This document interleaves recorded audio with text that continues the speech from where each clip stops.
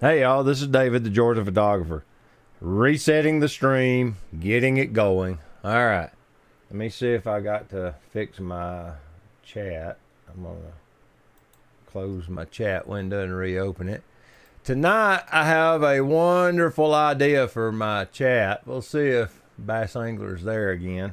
Bass Angler was there for a second, so let's see if he comes back. Good evening. Oh, there. I'll stick that on there.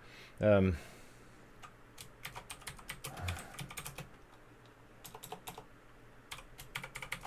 add a couple of comments because you never know. But what I was saying was, I have, let me get my mouse going here. I'm trying to do too many things at once. What I have is this lens. This lens has been sitting down in my machine shop for, Son, you had 3 chances to be first, LOL.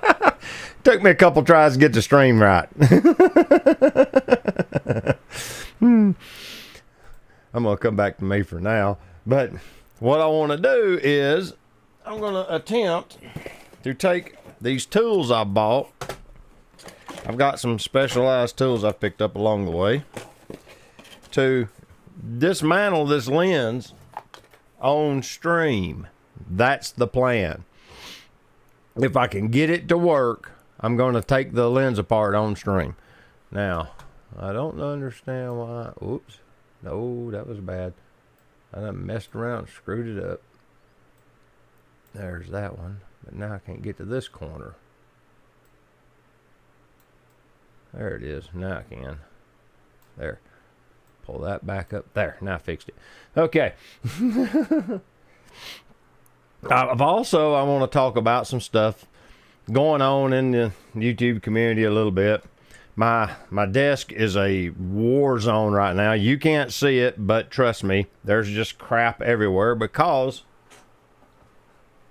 I bought one of these. Most people don't know what this is. This is an NVIDIA GPU. Of course, it looks like a GPU, but this is a special GPU. This is called a Tesla. Not associated with Elon Musk, if I'm right, I'm guessing. This GPU has 2 GPUs in one chassis. Plus, it has 24 gigabytes of DDR5 RAM on the graphics card. This is a server GPU meant for high processing loads. What this should do is allow me to work my video edits and my photo edits too, if I'm right, with a lot smoother rendering and a lot easier process flow with the computer. The computer's struggling to process all the video information when I do my videos. This thing was dirt cheap because now GPUs are pretty worthless. And this one's from the era that my computer's from. So it should work. But it didn't come with the accessories. There's supposed to be like a forced air fan goes on this end. You can see the brackets there, but they didn't send the fan. It wasn't listed in the eBay auction. And the bracket to mount it to the computer chassis wasn't included either. Leads me to believe it was probably mining cryptocurrency, if I had to guess. But these GPUs don't have video plugs on them because it's not meant to drive a monitor. It's just meant to process data. So you still have to have your other graphics card to actually output it to the monitor. It's kind of a neat little thing. But yeah, I got this for a song. It was really cheap. So I'm going to get it in the computer in the next week or so and piddle around with it. I'm going to confirm it works. And then once I see that it actually functions with the system, then I'm going to order the air fan kit. You can get all this stuff off of eBay pretty cheap. You can get a little forced air fan. People 3D print them and add fans. And then the bracket is like $5. It's dirt cheap. You can get the bracket super easy, the one that goes here. But yeah, I got me a super hot rod GPU. But yeah, normally you only have one of these sections of chips. On the other side is a great big chip that goes right there, and there's 2 of them on this one. So it's a pretty hot rod device. All right, let's see. Oh, Randall's in the house. How you doing, Randall? You're a ham and a machinist. I bet you get it going. Yeah. Speaking of ham radio, Delta Airlines, when you fly with them and you fly on the bigger jets, they give you these little headphones so that you can watch the movies on the headrest. And I got to paying attention. These headphones are the exact kind I like to use with my little QRP ham radios, because the newer ones that you normally buy are tip, ring, sleeve. It's a 4-connection device because it has a microphone in it for, smartphone use normally. But the radios only have the tip, ring, sleeve, and that's what these headphones are. And they just literally give you a set every time you get on a plane. So I have a bunch of spares now. So that's a little inside tip. You can get these literally for free while you're flying if you're taking Delta, because they just come down the cabin passing them out to whoever wants a set. But yeah, so if you need headphones, and it's, like I said, you got to kind of look for them now. You don't just buy them, because if you just buy whatever Amazon shows you, you're going to get the wrong kind, and it's a frustration. But these work perfectly, and they actually sound pretty good. And if you're doing Morse code, they sound great, or sideband. So that's a little inside tip for you. Let's see. I don't know where Hassan's at. He would normally be here by now. Kind of surprised that he's not. I'm going to talk about him for a second. I got a couple of QSL cards. I haven't opened them yet. They came in. So I've been gone all week last week. Bring y'all up to speed on that, and then we'll open the mail. Went to Milwaukee, Wisconsin with Teresa. She had a business seminar that she went to there. So I went with her, and her brother Stacy went with us. There's a story behind that, but suffice it to say, me and Stacy just hung out for a couple days. I don't get to spend a lot of time with him because he's busy working and I'm busy doing whatever I do, and we see each other 5 minutes a day maybe, if we bump into each other. And he lives next door, so we run into each other. But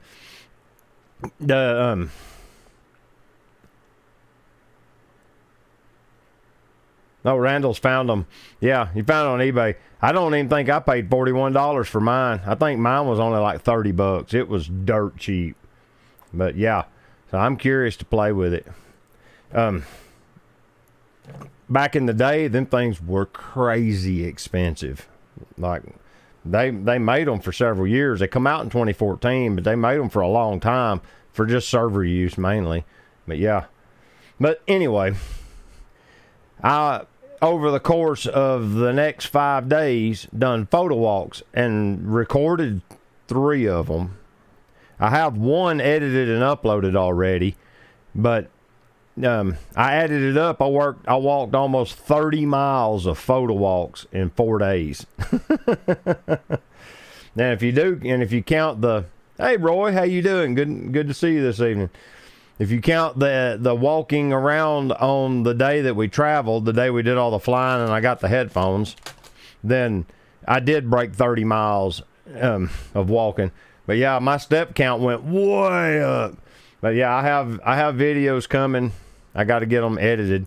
Hence, was wanting to get that installed, but I don't have all of the widgets I need. I should have paid closer attention. It don't matter. I get it working. This computer will still edit. It's just I was wanting to play with my new toy. But yeah, me and Stacy did photo walks in Milwaukee. Had a good photo walk 2 different days. One day we went to the Harley Museum. That's pretty interesting. If you're into motorcycles at all, whether it be Harley Davidson or whether it be Ducati, it doesn't matter. The Harley Museum's cool because they have serial number 1. They found it. And it's behind glass, and it has a real weird sordid history. When they dismantled it to do the restoration, they found that it had like it was a mismatch. It was this, they kind of built it from prototype parts as well as production parts, and the bike technically doesn't have the right engine, but it has the number 1 stamped all over the place, everywhere on it. So they're pretty convinced. They have no documentation to prove it, but they're pretty convinced it's serial number 1. It's behind glass. You can't touch it. But they have them from the beginning, like 1903 or whenever it was when they started making them, and they were still bicycles. They still had bicycle drive as well as the belt drive for the engine on the other side. And then by 1909 or 1910, the bicycle portion had went away, and it was just a motorcycle. Then by World War I, they had military bikes, and they had sidecars and all sorts of stuff. But they've got historical reference bikes all through it, and then they have a vault. Because they can only display, 150 motorcycles on the museum floor, they have like 350 more historical bikes stored in a climate-controlled vault above the dealership. And there's a breezeway, and you can go over, and they've got a glass observation room in there, and you can look and see all the motorcycles stored in the vault. It's pretty awesome. They've got a bunch of cool stuff in there. I took a bunch of photos, but I didn't film it, because I didn't want to spoil it for anybody else. I'm just going to show some photos in the video. And I deliberately didn't video inside the museum. I videoed entering it and exiting it. And they would allowed it, but I just didn't want to spoil it for somebody else because it's cool. You need to see it. And I was like, man, that's pretty impressive. But that was the second day. Here's my first QSL card. Let's see. WA1ZIC, worked in with Morse code on November 10th of 2023. He's just now getting around to sending his cards out, apparently. He's getting caught up.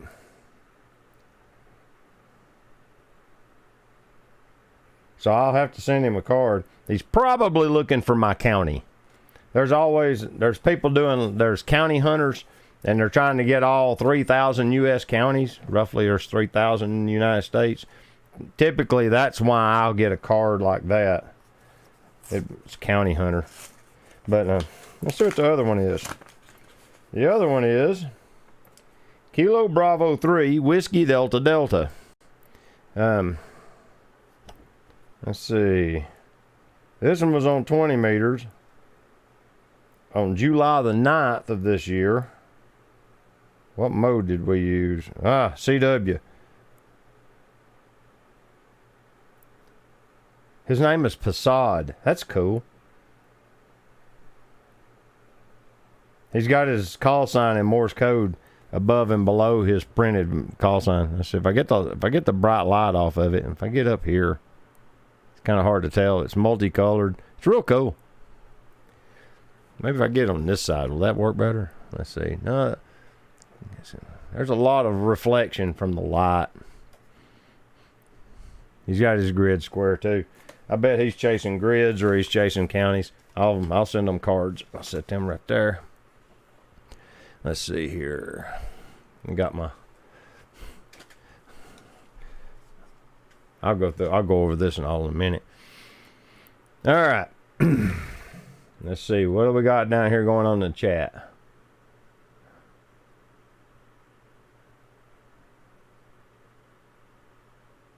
He ate too much. Let's see here. It's being in code, yeah. I may be retired, but I felt I was the youngest person there. Very uncomfortable, not my type of crowd. If you were the youngest person there, yeah, normally that will make you feel uncomfortable. Let's see. That covers everything except this box. And until Hassan shows up, I'm not opening it. Let's see here. We'll go ahead and defer to current events. Everybody is still talking about the Z6 III and how wonderful and glorious it is. I'm starting to see people nitpick the camera some now. Almost said radio, even though somehow we didn't even go down that path but for a split second over headphones.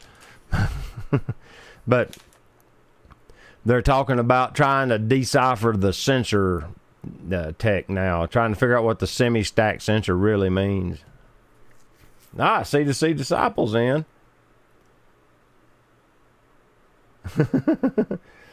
We've had tenants back in the day plug in a bunch of those GPUs into an unmetered electrical outlets in their suite and the heat radiated off the machines would warp the vinyl flooring. Wow. Ken made it. Another lucky accident. Yeah, this thing, it gets crazy hot. The way it's made, it's meant to have forced air induction blowing through it. It's supposed to have a forced air fan pushing through it all the time. And this was a pretty high-end GPU back in the day. They were several $1,000s back then. Now, since the new stuff's come out, they're old news, and you can buy them for $30, $40. But for my computer, it being a 2016 computer, this will speed it way up for $40. That's the plan, at least. But you have to leave your old GPU in it so that you have video ports. It's kind of weird. It just does processing. It's like a math code processor back in the day. It's kind of what it's doing. It's just helping the CPU work.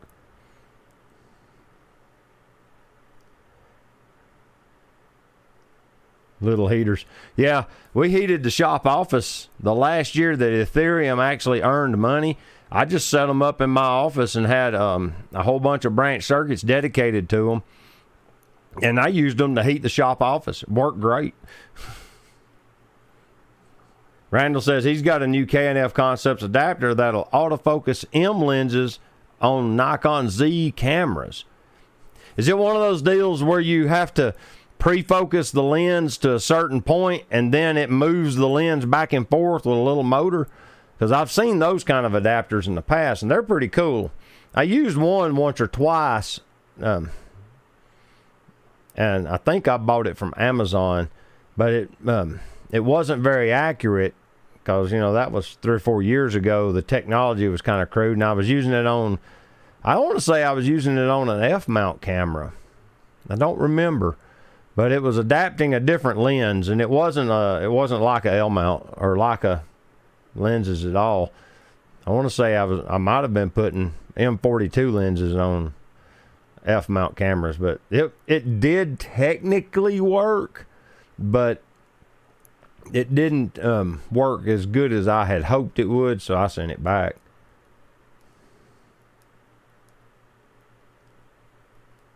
Wow. Randall's talking about processing power, and he's like, the RTX 4090, which is a pretty hot rod GPU. It's top of the line right now. And that the M1 and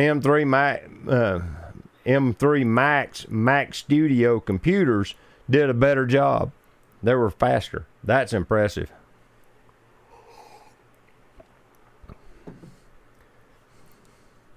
No, the adapter moves back and forth, but it is much faster than the F-mount F to Z adapter. Okay. Yeah, I've seen those. They're pretty cool. I didn't know that they still made them. All right. I guess what we're going to do is we're going to dive into this whole lens thing. I'm going to switch you over to the top-down camera. I'm going to move the mic out some so that you can still hear me. Okay, this lens has been sitting down in the machine shop for quite some time. You can see the trash on the lens element. As a matter of fact, we'll get one of these out and we'll clean the lens just to keep from damaging the ocular surface on it. I should probably wash it with soap and water, truth be known. But I don't think it's weather sealed at all. All right, let's see how grungy this wipe gets. Yeah, it's pretty grungy. That's actually, yeah, that's pretty bad. But yeah, it's been sitting down in the machine shop for quite some time now. Just on the back bench. All right. Now, in theory, the whole front half will just screw out of it. Just like that. That's the entire lens element assembly. Yeah.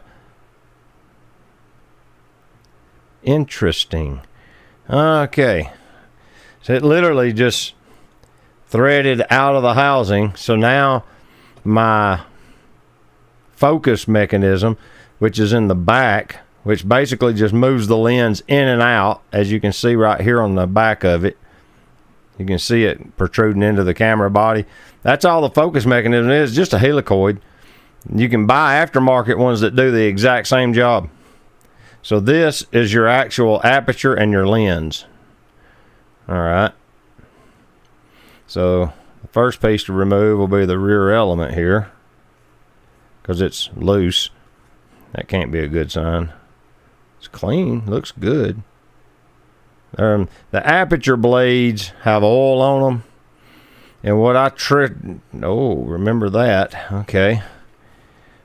What I always do here, let's see, let's get it up in the camera shot. Trying to get it where you can see it.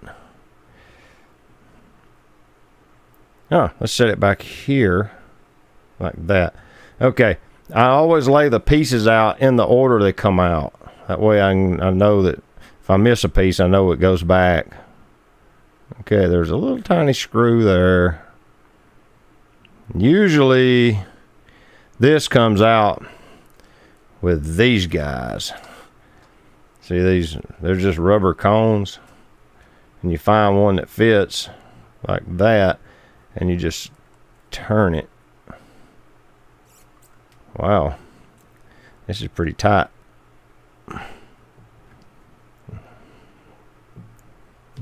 Put them all back together so I can. It's trying. It's tight. Wow. It may be that it comes out the back. That's moving the aperture. Yeah, and it's driving from that screw. That's what's driving the aperture pins. You can see the oil on the aperture blades. Okay. I'm pretty sure that this unscrews. So we're going to keep trying. It looks like the filter threads are right-hand threads from the looking at it.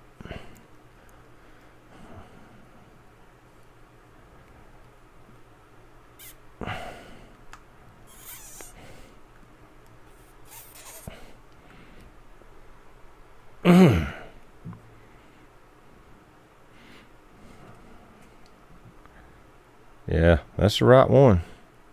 Huh. What if we get a smaller one that fits on the inside?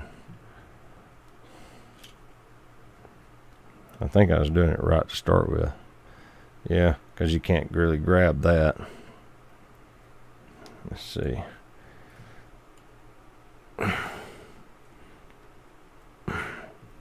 Man, that thing is tight. Well, let's see.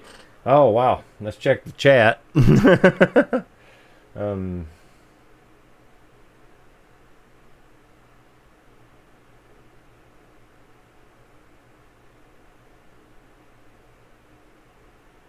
Now I'm reading.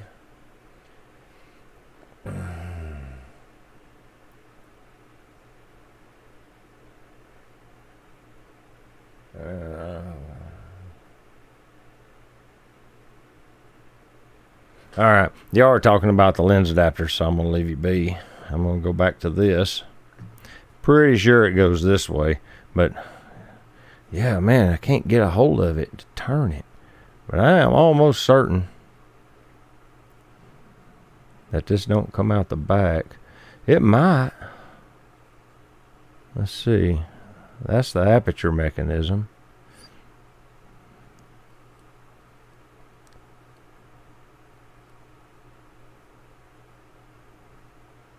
I'm looking at it, trying to decide if I want to take this band off that drives it.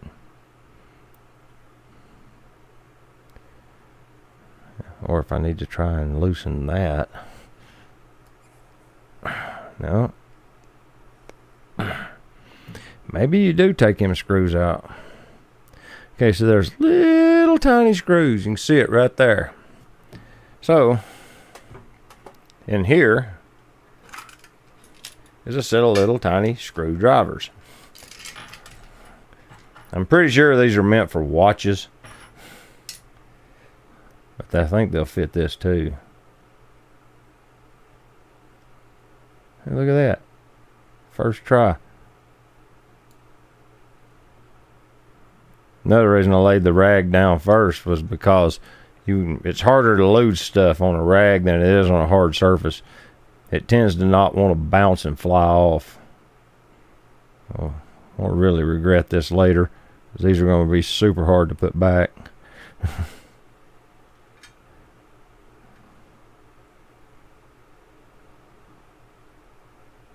Come on, before I scratch it up. There it goes. Popped out. Man, this is kind of tough. If you're listening to this in the car later, then there's 3 teeny tiny screws. Now, okay. Now it's loose and it spins freely, but it won't come off because this thing's holding it on. Yeah. This has to unscrew for that to come off. It won't go off the back.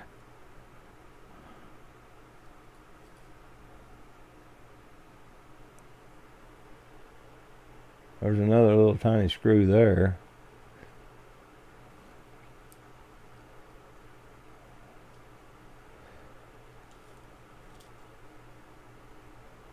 I am pretty sure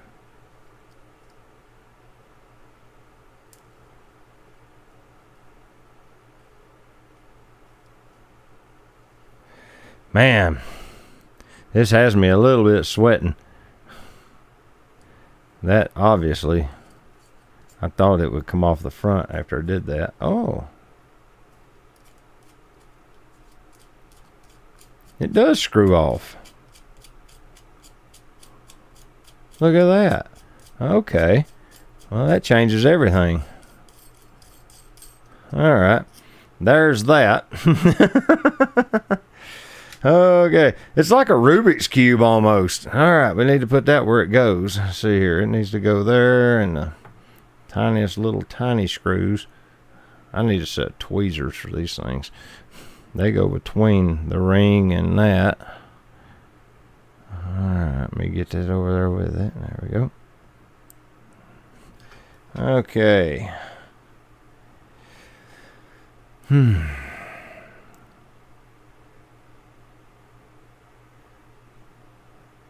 And underneath it is a mystery screw. Look at there. Let's see, is there another one? Well, yes, there is. I wonder if I just found the reason that this lens won't screw apart. Alright, we're taking out some more screws. There we go. I'll start the second row here.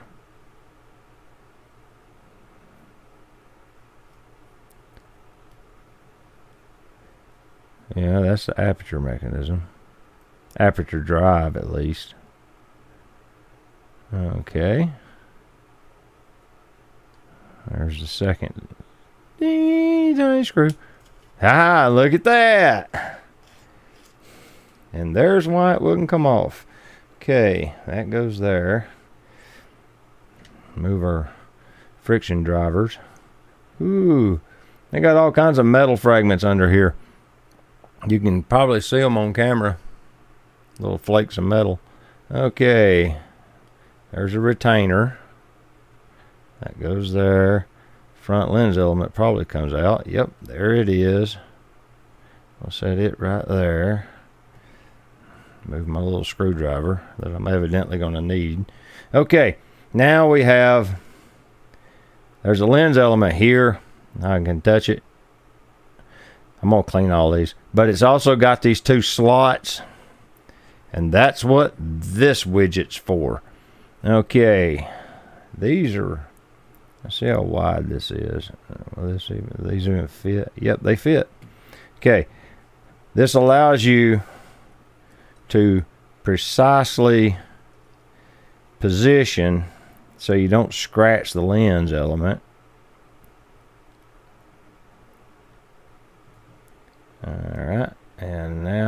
tighten it down. Okay, now see, it fits without damaging it, and it allows me to unscrew this retainer, which wasn't very tight, just to be honest about it. Okay. Seeing that this lens has had issues because people have been in here before.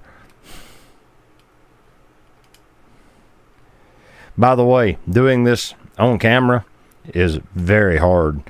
The little retainer doohickey's working pretty good. Yep. All right. Now we're getting somewhere.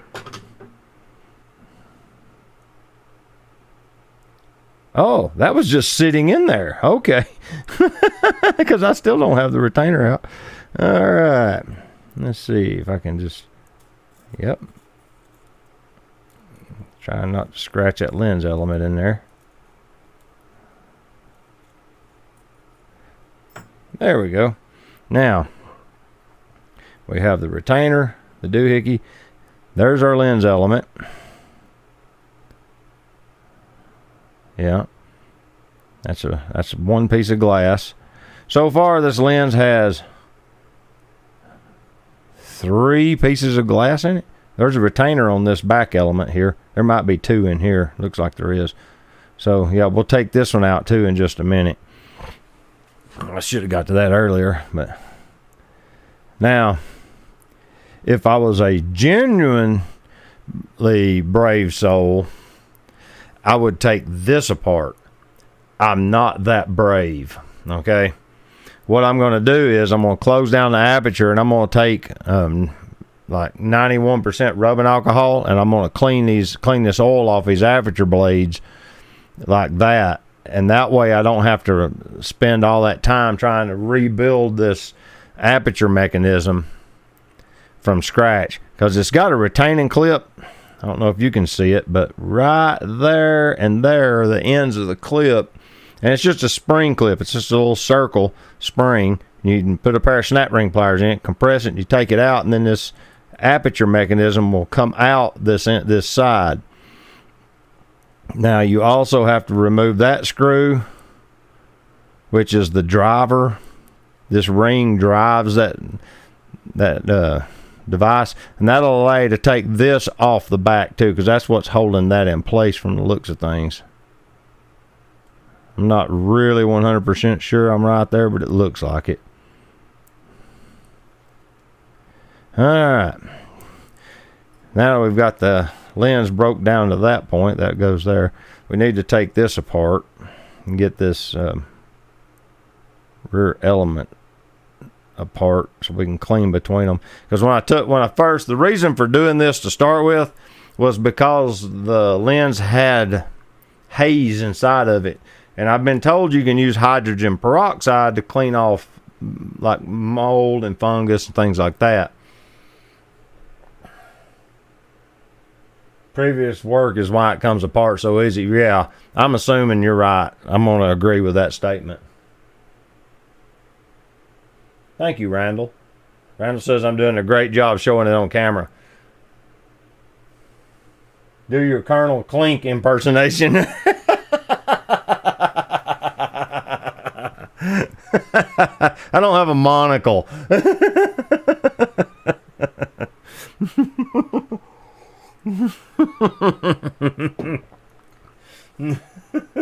That's a good one, dude. At least the Rubik's Cube has a solution.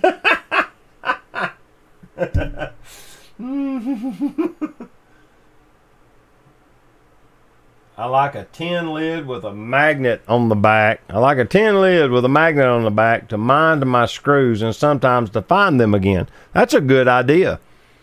I have the microphone slid way over because I had it where you could hear me somewhat while I was dismantling it. The lens looks good enough. Put some heat on it.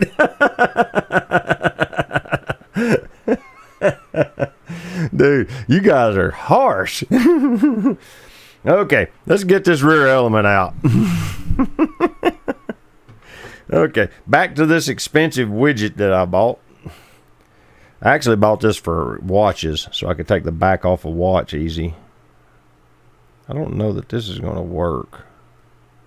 Yeah, it's going to fit. Okay, let's put that spacer back in place.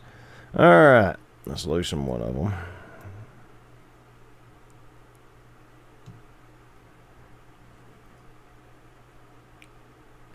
Yep. No one's been in here because this one's tight. There it goes.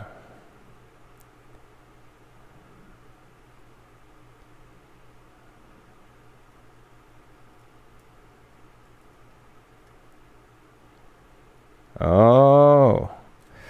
I think these pins are too big. I'm going to need... Let me use these pin points. I think I need narrower blades, and I don't have them. But I do have these. Let's stick these in it right quick. Alright. Pull these out. Put these in.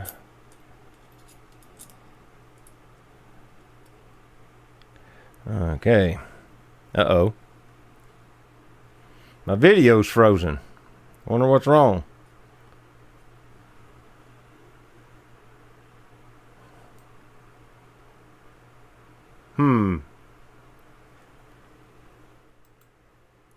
Alright, I think my video feed froze for some reason. It did on my display.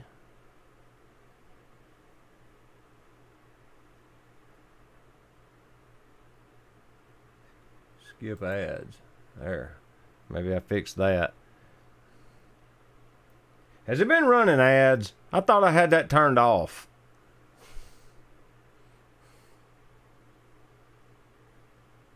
$7.23. Uh-oh.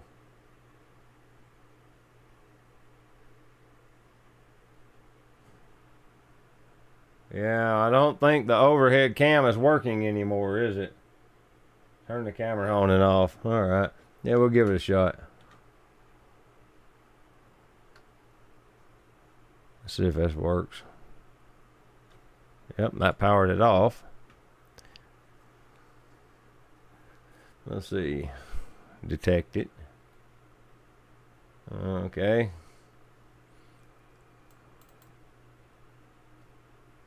Ah. There we go. Yeah, it's back in business now. Alright. Back to what I was doing. There we go. I have the new pins in it. Thanks, Randall. That worked.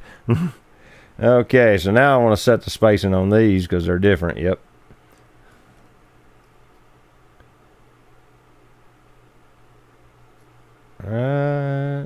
I gotta get it to where it's less than the reason I'm using these is because the other ones are fitting into the space outside of the... Well, come on, get in there. There we go. Right there should do it. Let's see. Yes.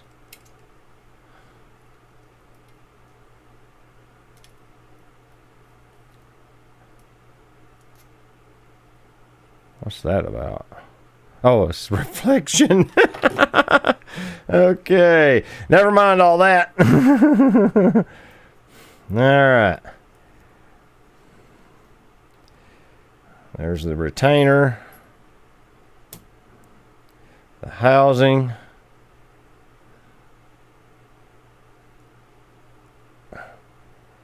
These two elements are glued together, I guess. They don't come apart, or it's one big thick one. I guess that's a possibility too. If that's the case, if that's just one lens element,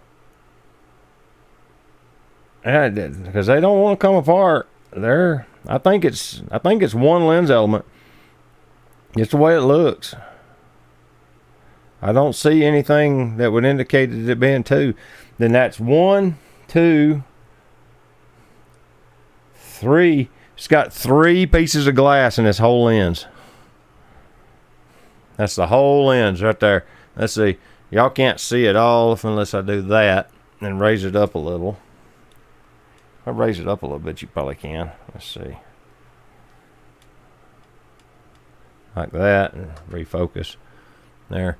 Now, Yeah, that's the whole lens. This includes this little piece out here, which is the rear element, down to the aperture mechanism. So, yeah, I'm kind of shocked that there's only 3 pieces of glass in it. I was expecting there to be more, but older lenses, I mean, you know, they normally don't. So we are seeing ads. Ah, darn it. I don't know how to update that in Stream. Maybe I can figure out how to do it from right here.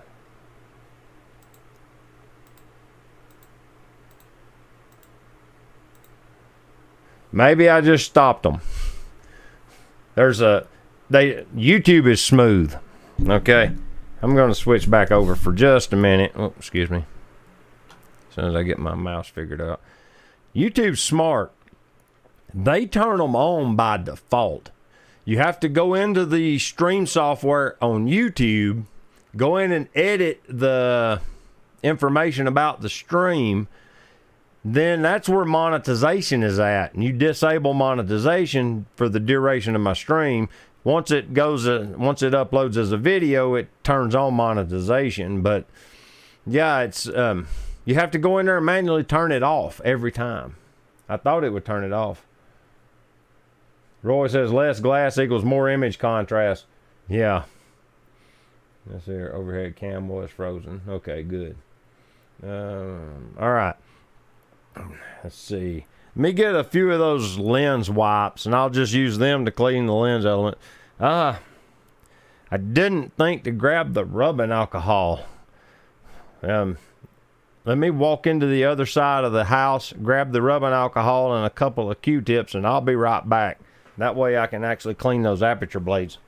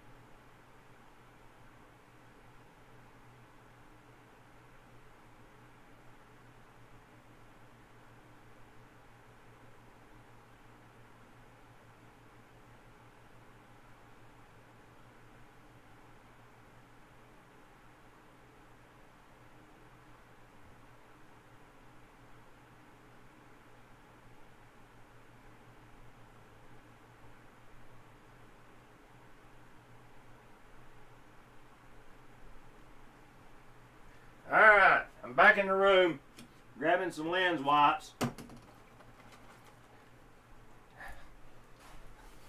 And I'm back. I got a whole box of these Zeiss lens cloths. They're really handy. I highly recommend them. But yeah, I have 91% rubbing alcohol. Let's see here. Camera still working? Yes, okay. Alright. Let's switch back. Now, to clean the aperture mechanism, I'm just going to move the camera or the mic back over. I don't know how much it's helping, but maybe it is. All right.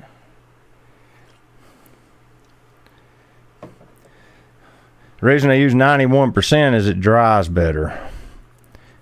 I'm just going to clean all this surface area here.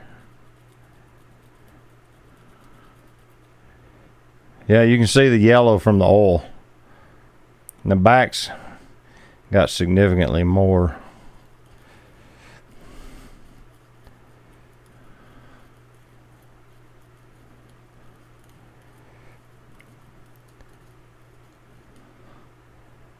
Yeah, there was a good bit of oil on them. You got to be careful because they're fairly fragile. They're super thin. So you can't like put a lot of pressure on them. They are metal in this lens though. That's nice. They're pretty dirty. See how fast it's drying? You can actually watch the oil or the alcohol evaporate. It's pretty fast.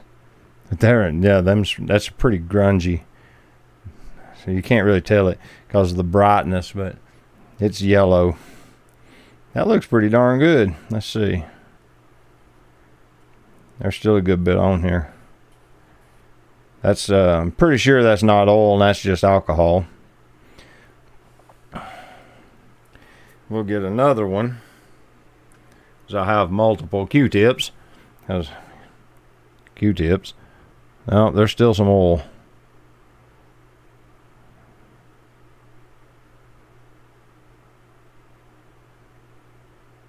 It's drying. I can see it drying.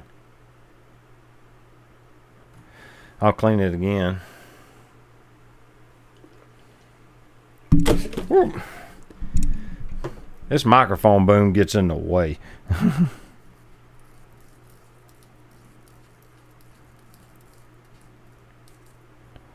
All right.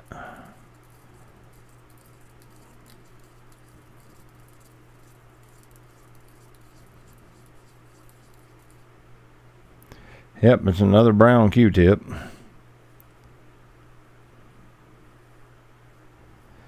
Clean the perimeters off. Yeah, there we go. Now,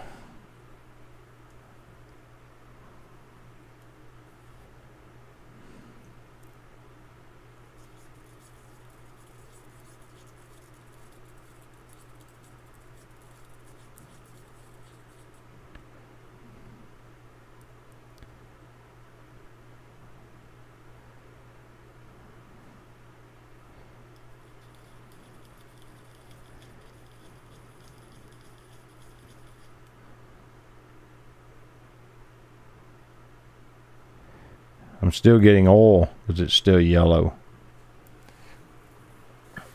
It's pretty contaminated.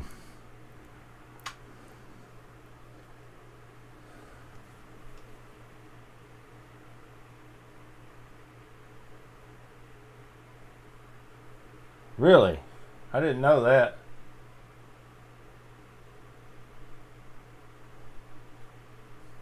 I don't know where these are from. I'm not going to super worry about it. I haven't checked. I had no idea that the Chinese ones were made out of something synthetic. That makes sense. Make them cheaper. If you use cotton, then it's more expensive.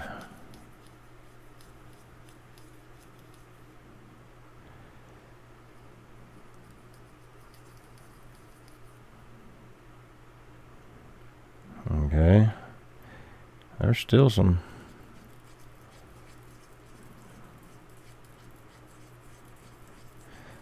I wonder what the synthetic one's made of that is able to scratch a lens, because that's some pretty durable stuff. Glass is hard. Wow. Storing the lens elements down, or the rear of the lens down, I didn't know that. I normally stand them up anyway because that's just the natural way I store lens, but I didn't know that it would prevent the lenses from, or the aperture from getting there.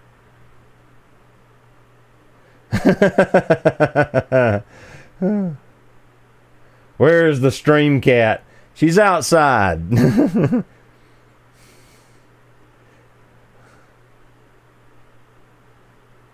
There we go. I'm making sure I didn't miss anything. All right.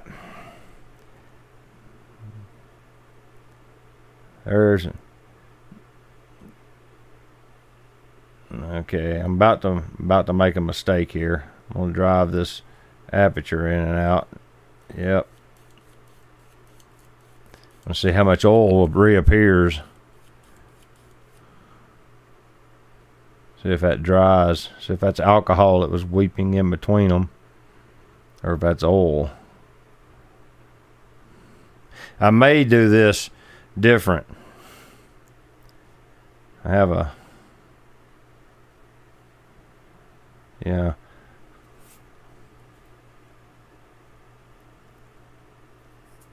Hey, I got it. It worked. Okay.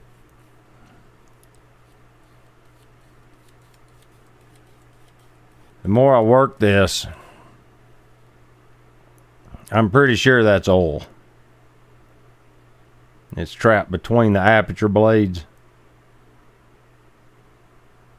So what I'm going to do is soak it for a couple of days and dissolve the oil that way and see if I can't get a good flush. And that means I'll probably end up pulling this screw, and depends on how it feels. I may not oil it. I just might not. Yeah, pretty sure that's oil.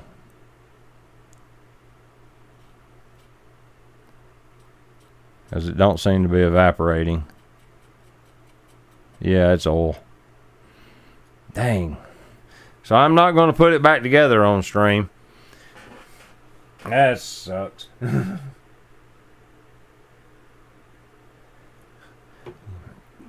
I wasn't thinking about re-oiling it, no. Number one, I don't have lens oil. I'm pretty sure I would need some kind of special thick oil that won't creep. Maybe even grease. I do have some non-melt grease that would probably work.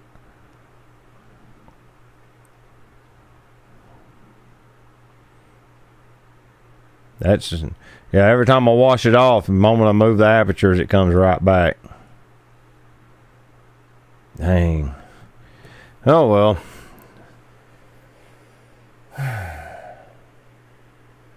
Just taste the Q-tip. I mean, I could re-oil it with this. Shoot it wide open all the time.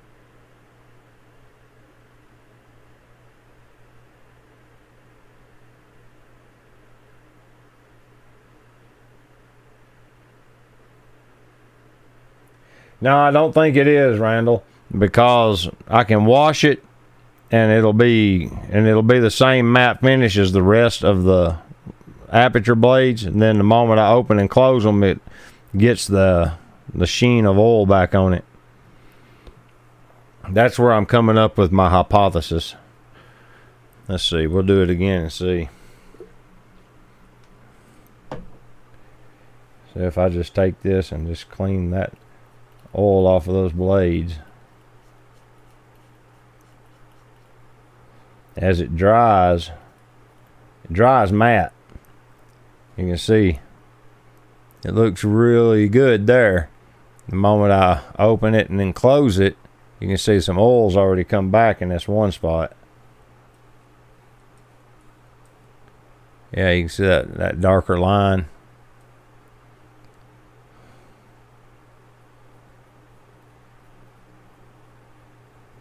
Maybe if I just carefully clean it off the blades.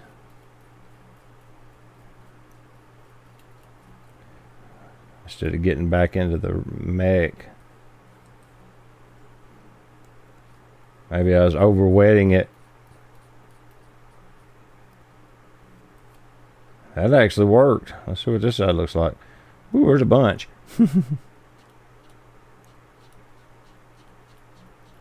Let's see. I need just a little more acetone. Yeah, it's still fairly clean. I'll just put a little bit. No, it's not acetone, it's alcohol. Although I'm not opposed to using acetone. I kind of like it. Seems to work really well for degreasing applications. I don't know what it'd do to an aperture.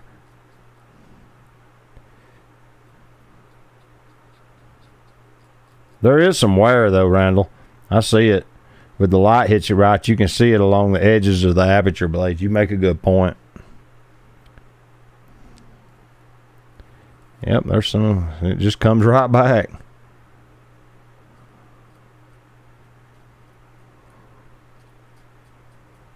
Let's see.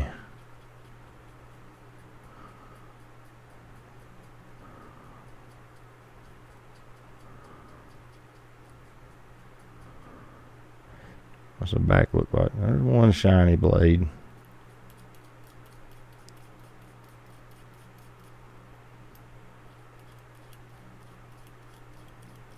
It seems to be working. Let's see. Yeah, you got this one real oily one here.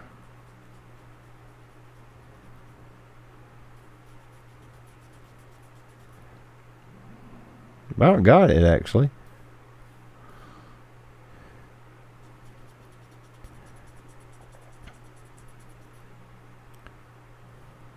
Yeah, you can see the finish has wore off several of the blades along the edge.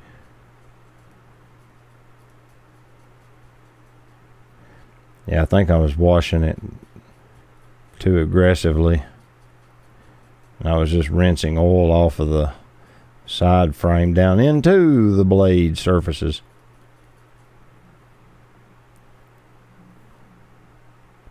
There is a little bit in there, though. Let me get the last one I brought in here.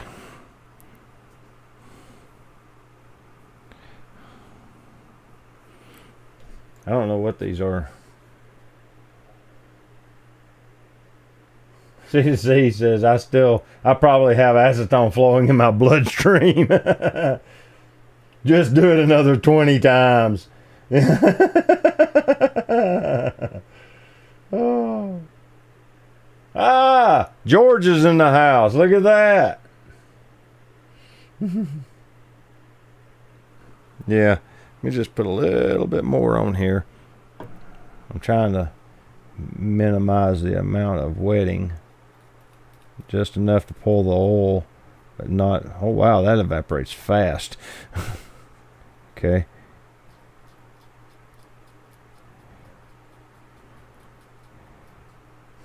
Yeah, if I can remember to keep my hand under the center of the camera so y'all can watch. This is getting there.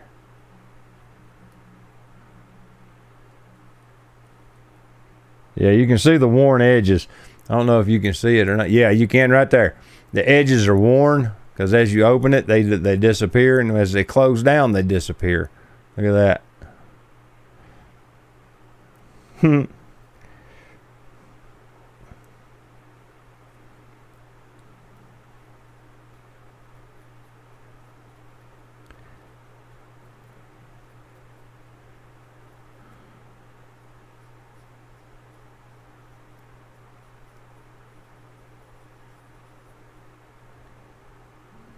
There we go. One little spot.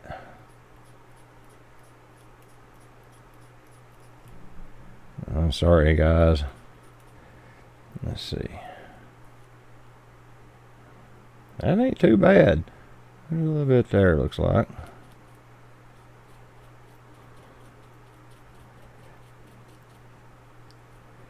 We're going to call this probably good enough for what I paid for this lens.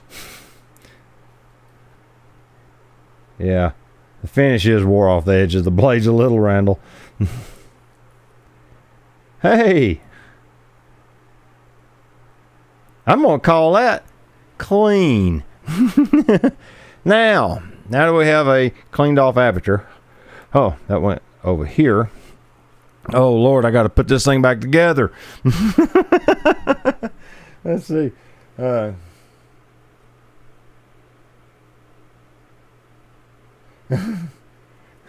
would, but I don't have that much alcohol. But yeah, I think this is good. Yeah, there's a little bit of shining along the edges of the blades, but I'm not entirely sure that that's oil. I'm thinking it might be just a touch of finish wear too. Okay, let's get these grungy doohickeys out of my way. Put them in the trash. Put this in the trash. Now, let's clean this rear element and put it back together. Yeah. I'm probably going to use quite a few of these on this. Let's see.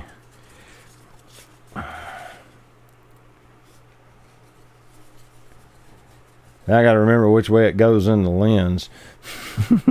This goes in first. Okay.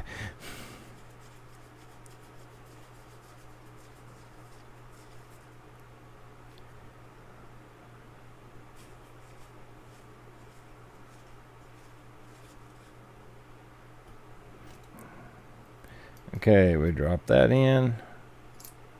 There we go. Alright. Put our retaining ring in as soon as I get that out of the way. Retaining ring notches go up. Drop that in there. As such. Well, there's one thing about it. There's no haze can form between them lens elements because there's no in between the lens elements. Alright. Well, I'm not super worried about keeping this side clean, since I'll have to clean it again once I tighten this ring.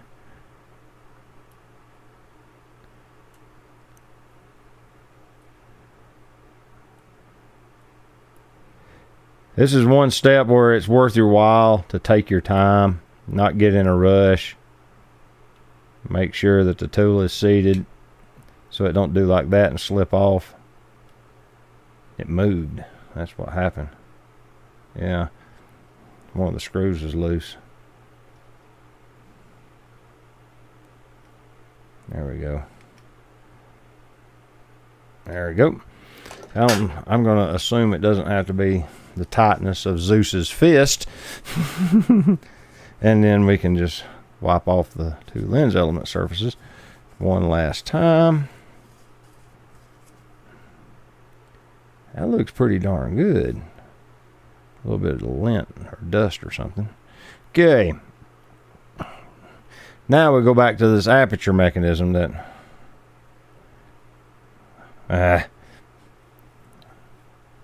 looks pretty good.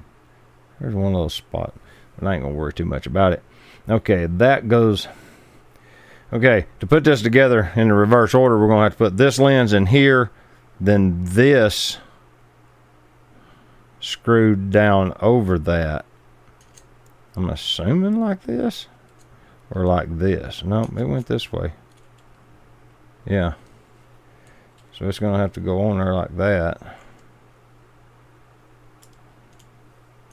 Yeah. And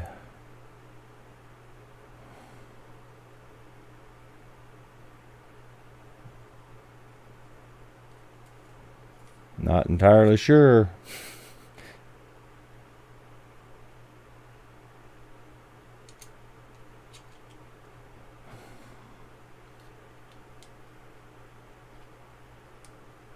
That obviously goes that way.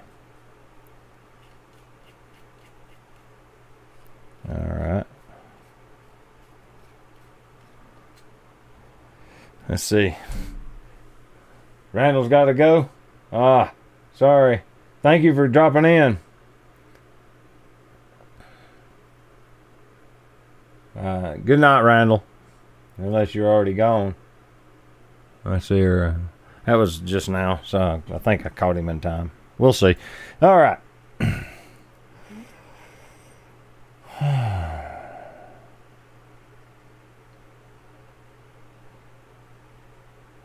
Uh-oh.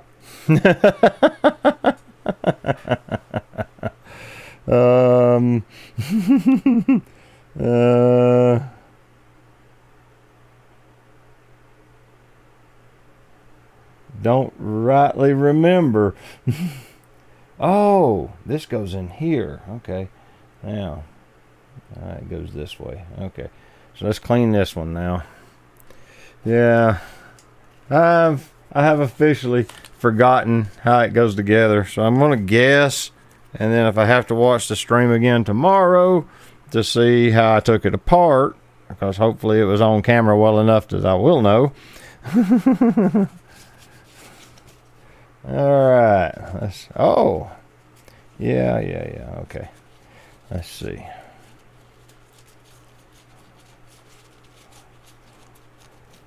Now.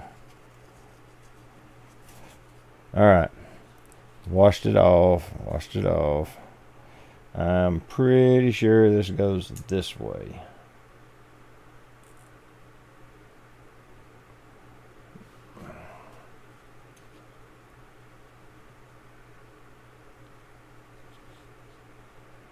But I ain't certain.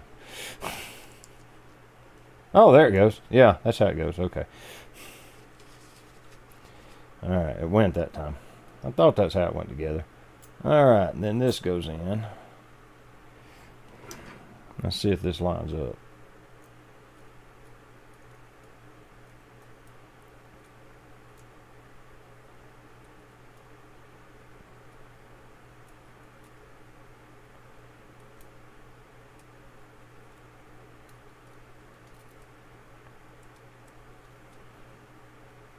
Yeah, it's going.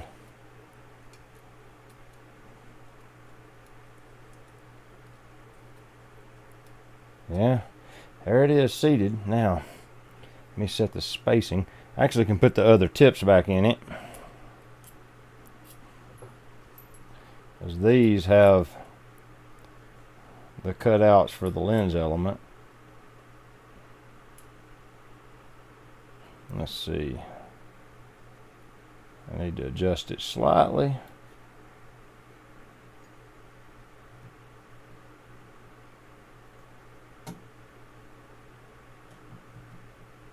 Right there.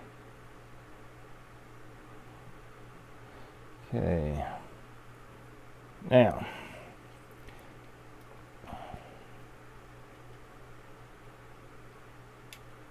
yep, there's that. Now it's in and it's tight. Now let's wipe it off one last time.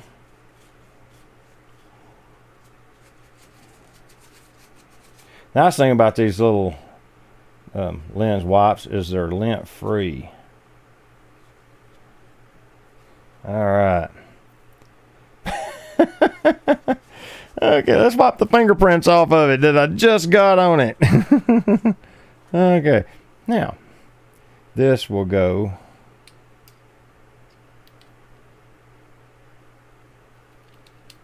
like that. I guess so. No, I guess it goes in the front. Oh, look at that. Oh. That sits down in there. It almost looks like it's made for it. Now, this element is the next one, and it'll sit down in here. And then it's held in by this spacer ring that just sits on it. Yeah. That's the order I took those out, and they come out this way. Alright. So we need to clean this one now. Let's see here. Look at the pics you took with your phone.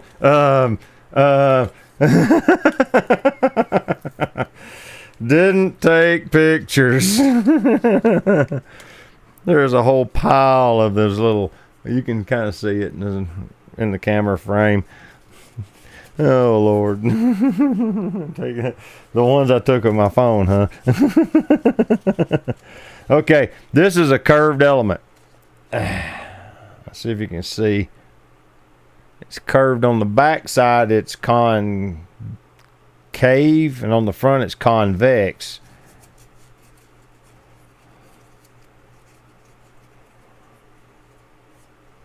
Alright, let's see. That looks pretty clean. So this is going to sit right there, and then this locates it.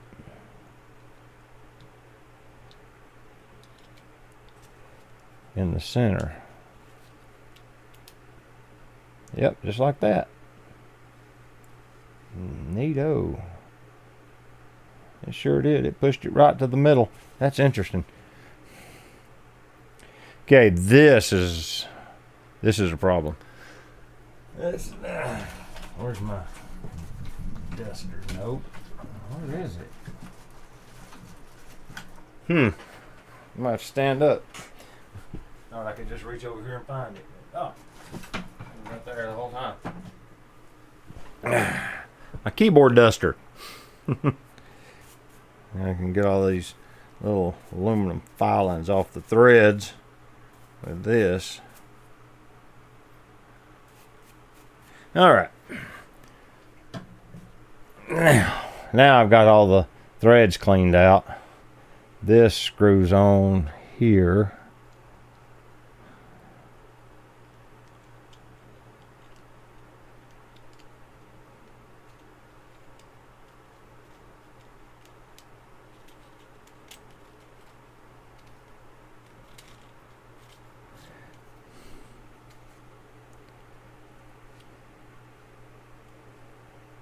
I think them 2 screws were just set screws.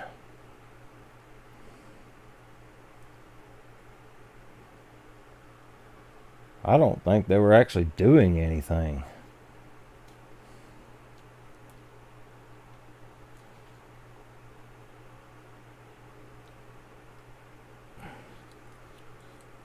I'm pretty sure that's all they're doing. They're just set screws. Okay, now the tough job, because I don't have a magnifying lens of any kind or anything. I gotta see these tiny little screws with the naked eye. I have a magnifier in the machine shop. I should have brought that up here, but I didn't think I was going to need it. Good Lord, I can't even see the flat tip side. Yeah, there, is that it? There it is.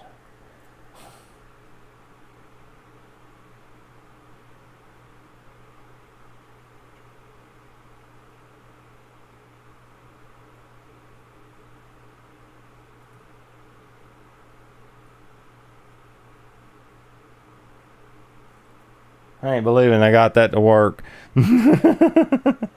Okay, yep. Now we're going to do this one. I got 4 of these to go like this. Oh, like I said, that's why I like having a rag. Dropped it twice.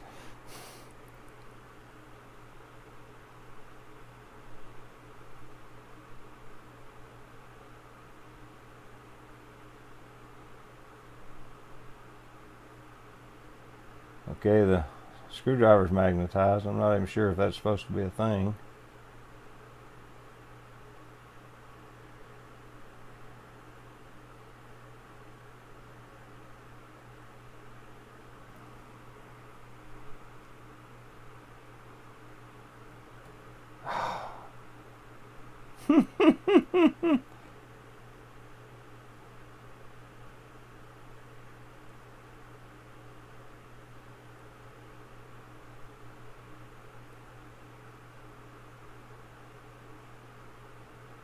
I think I see the head of the screw on this side.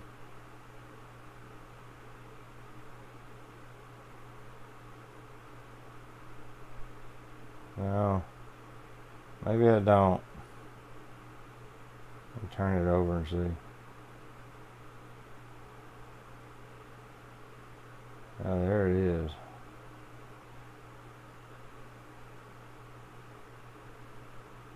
There it is. Okay, I got it. Screw. Let's see if I can get it to take.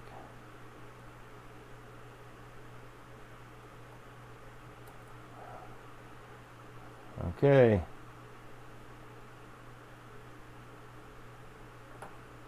I think I got it.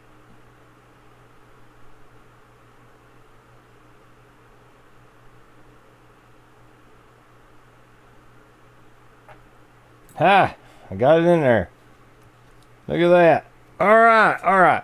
Now, this goes on this way. I guess that was there. Yeah, okay. Now these, let's see.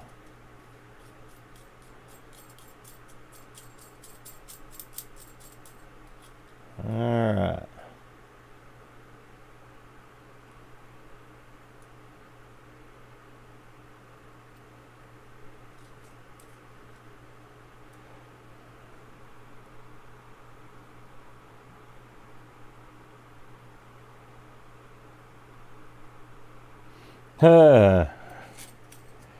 I think I'll assemble the lens and then I'll dial this, because this is the aperture ring. I don't know where it's gonna, where this top dead center. I guess there. Didn't think to mark it. Okay. This goes here. Then this goes here. Okay.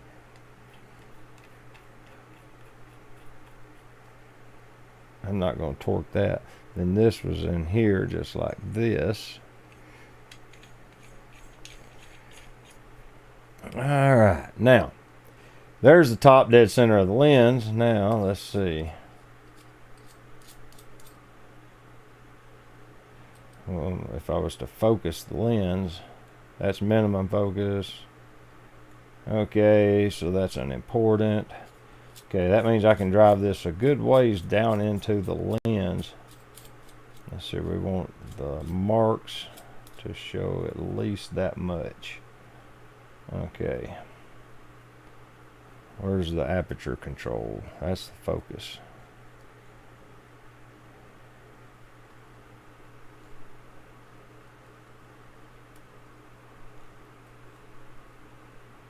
Okay, that's stopped all the way down. So that should be somewhere right in here. Let's see.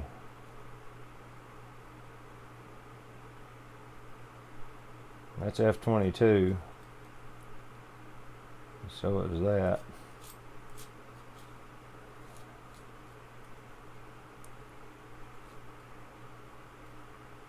Yep, stopped all the way down.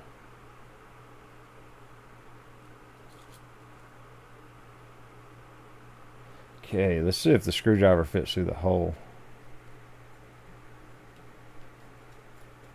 Oh, I don't think it's threaded in. I think it threads into the ring and it just set screws into the... Really? That's why it's got 2 sets of aperture numbers? 90 degrees out from one another. Okay. So that would go there for... That's f/22. Nope. There's wide open. This is a lot tougher than I thought. Let's see. Put light pressure on the screw and turn it backwards till you feel it slightly drop into the threads to start the screw. Alright. Try rushing through it. But it's a Russian lens. I have to rush through it.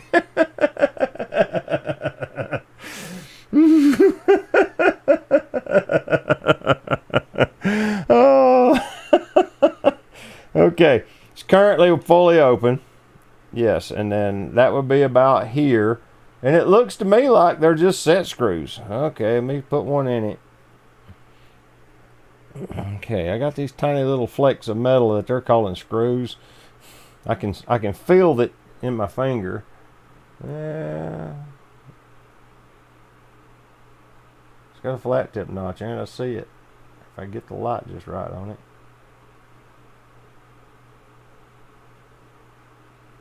Okay. Got the screw on the screwdriver.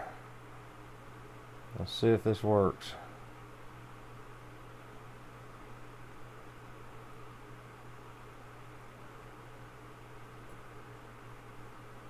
That's exactly what it is. They're just set screws.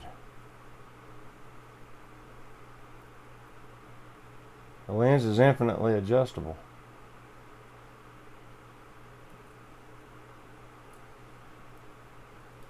Lens is still all the way open. It's close. Alright.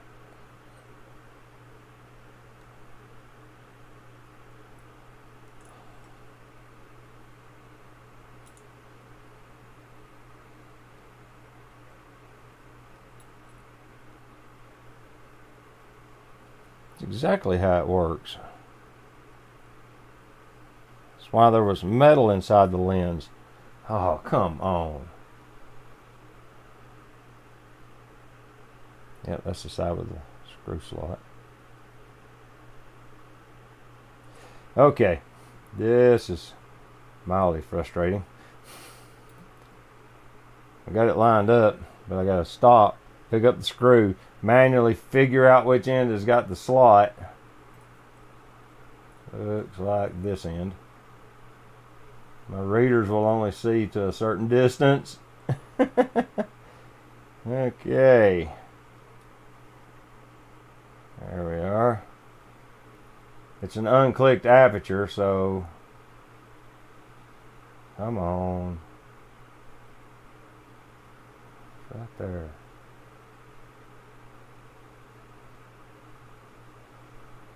Yeah. Alright, let's see. Well, that completely locked the aperture up.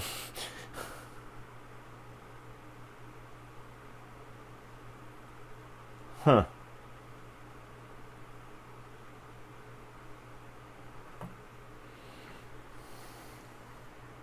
Look at that. Yeah.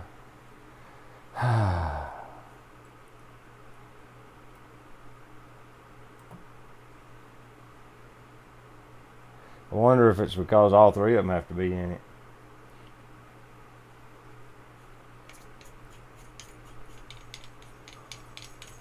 I can take this off and do this separate. All right. Here's what we're going to do.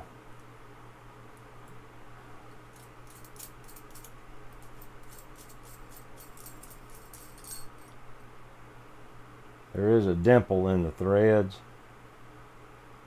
Right there.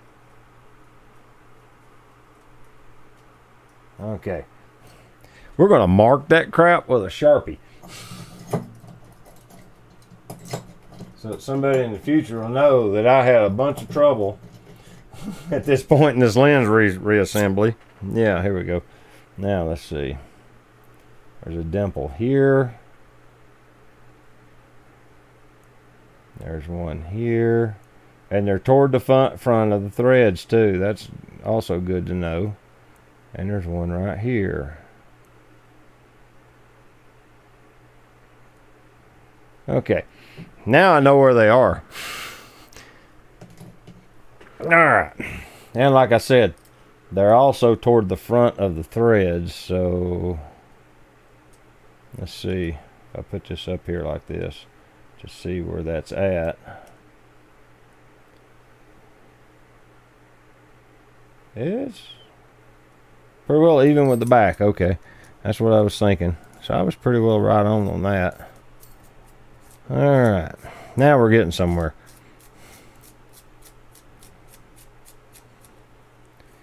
Okay. Now we go here.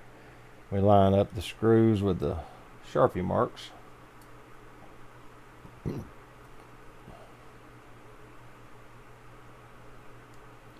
Fully open.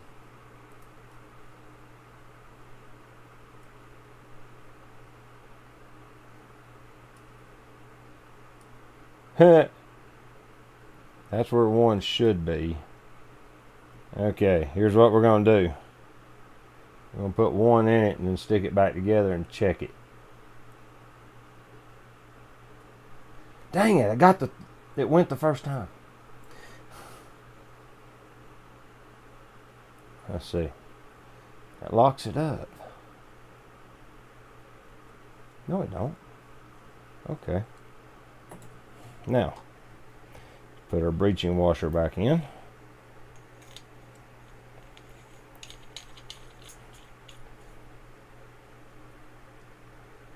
Okay. It's tight now that I've got one. Okay, now that it's pulled off location. All right, now I'm starting to see things. Huh? Frozen. Ah, again. Okay. Let's see here.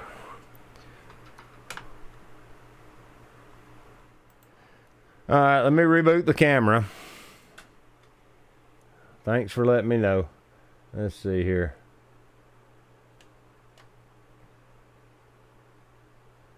I'm pretty sure this is how you reboot it.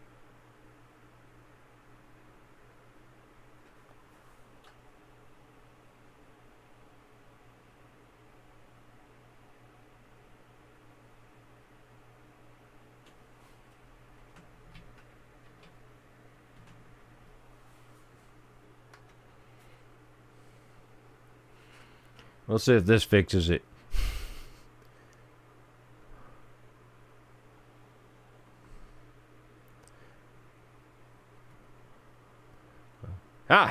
Now let me test or set one of the settings. Okay. Yeah, that's back in business. All right.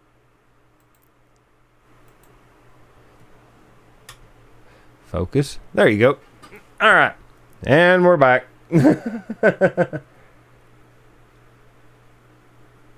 Bottom up. Really? I store all of mine front element facing up. Yeah, that's probably terrible.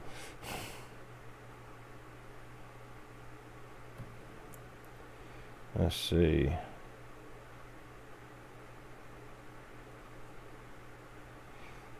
Let me pull just a touch of tension off this screw.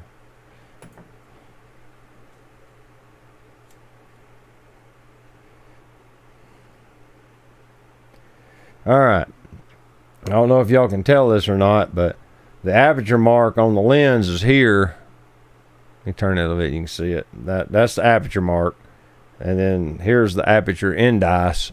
That should be there right now because I have the aperture it's fully open at f2. So I need to slip this ring just a little bit to like that.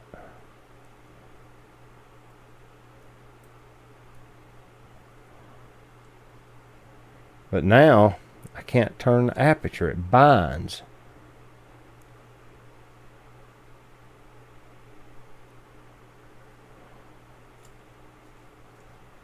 It's sticking. So if I take out this screw, if I back it off some more, the more I back it off, the more I can turn it. Interesting. They're timed right. I'm in the right place. Let me put the other screws in it. Maybe that'll help it balance the pressure.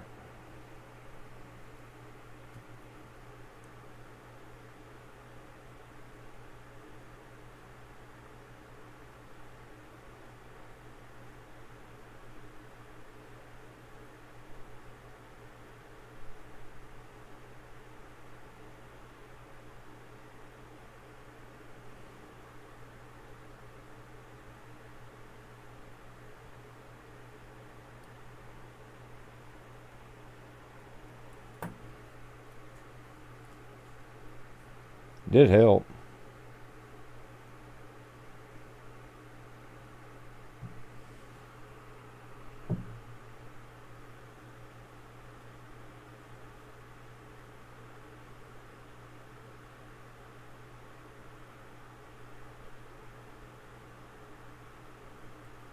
Okay, I'm working on it. I gotta get the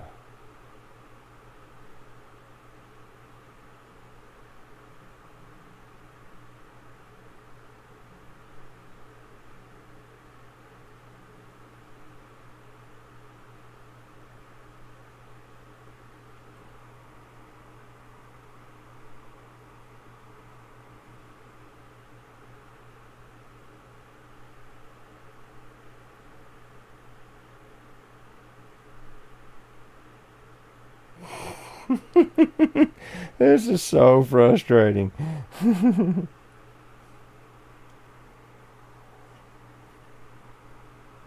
now I got a little flake of something on my hand. Get it back on the screwdriver.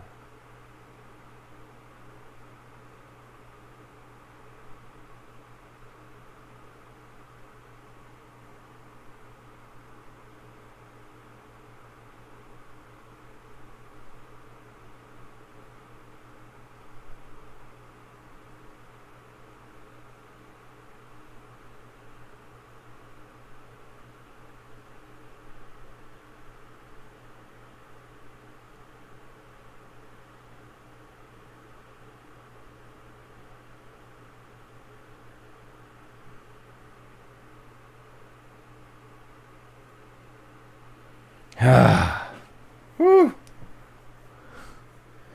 Need a drink of water. We'll try this again. Obviously, I'm here after the 3D jigsaw puzzle has been taken apart.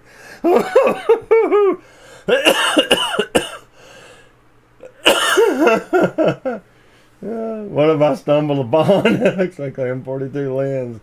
With the preset aperture ring. Woo! It's a clickless aperture ring. The 3D jigsaw puzzle. Yeah, that's a good way of putting it. Trying to put this last screw back in it. And alright, I'm in the screw slot. There I am. Well, I was. Now it's 90 degrees out from the screw slot.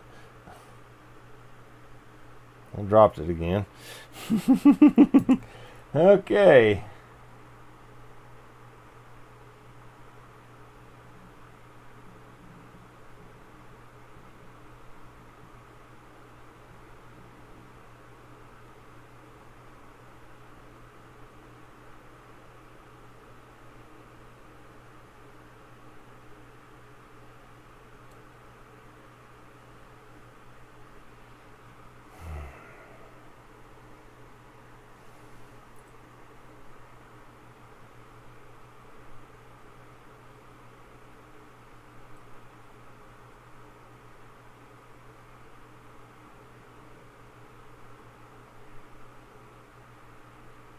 Which way is that?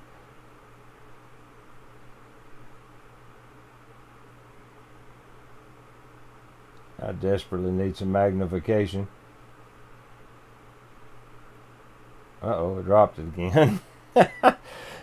It's always the last screw. Okay, let's try this one more time. Alright, there's the slot. I think. Dang.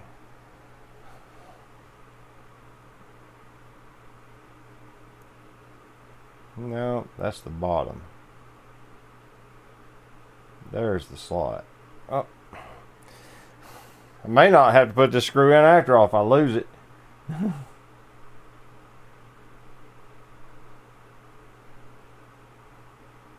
Alright, there's the slot. Okay, it's in the screw slot. It goes in here. Alright.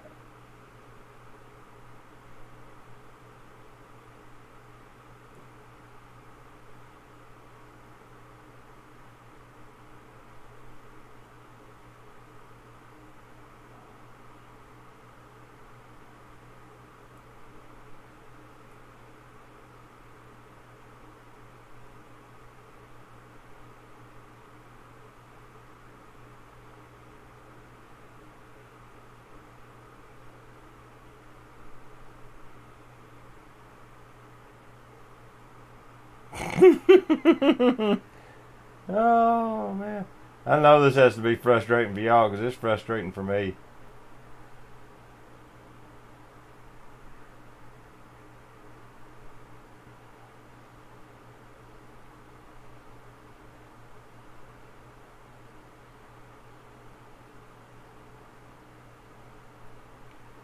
The stream still working? Yes. Okay.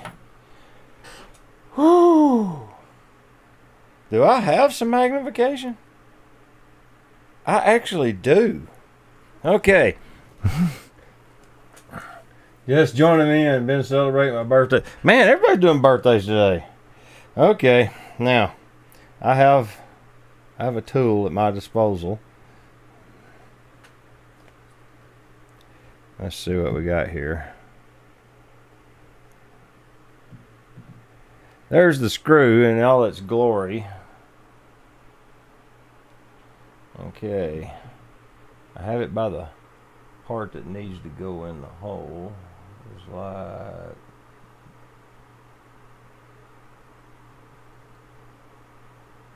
that. Well, there it was. Okay, let's get it under the camera again. Now it's sideways. Okay, but I do know that this end is the end that I need a screwdriver on.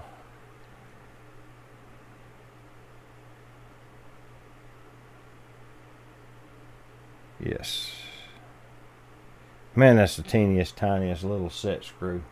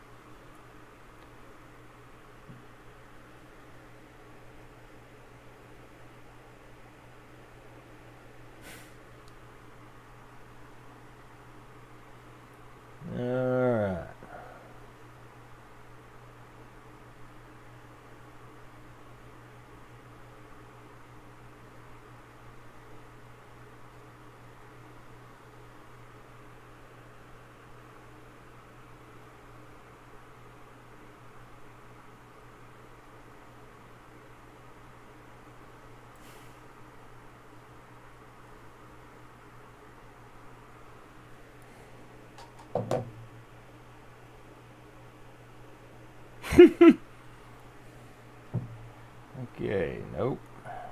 Yep. All right.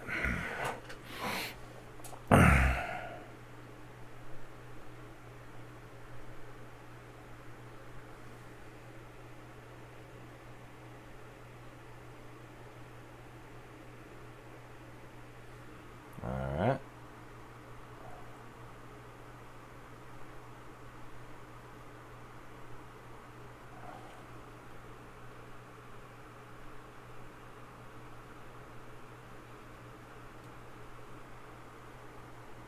I had the stupid thing. I felt it bite the thread.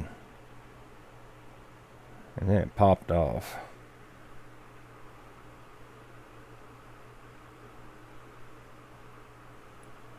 Somewhere now, though.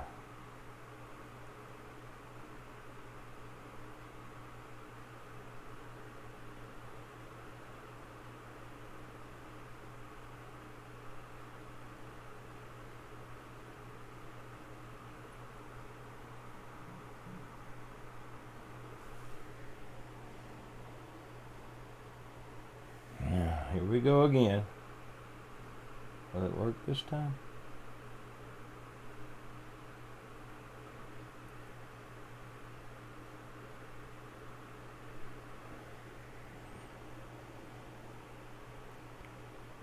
I am on the flat tip screw side of it.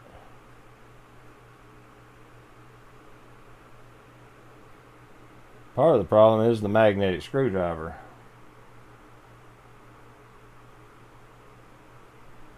I can see the slot there. Okay.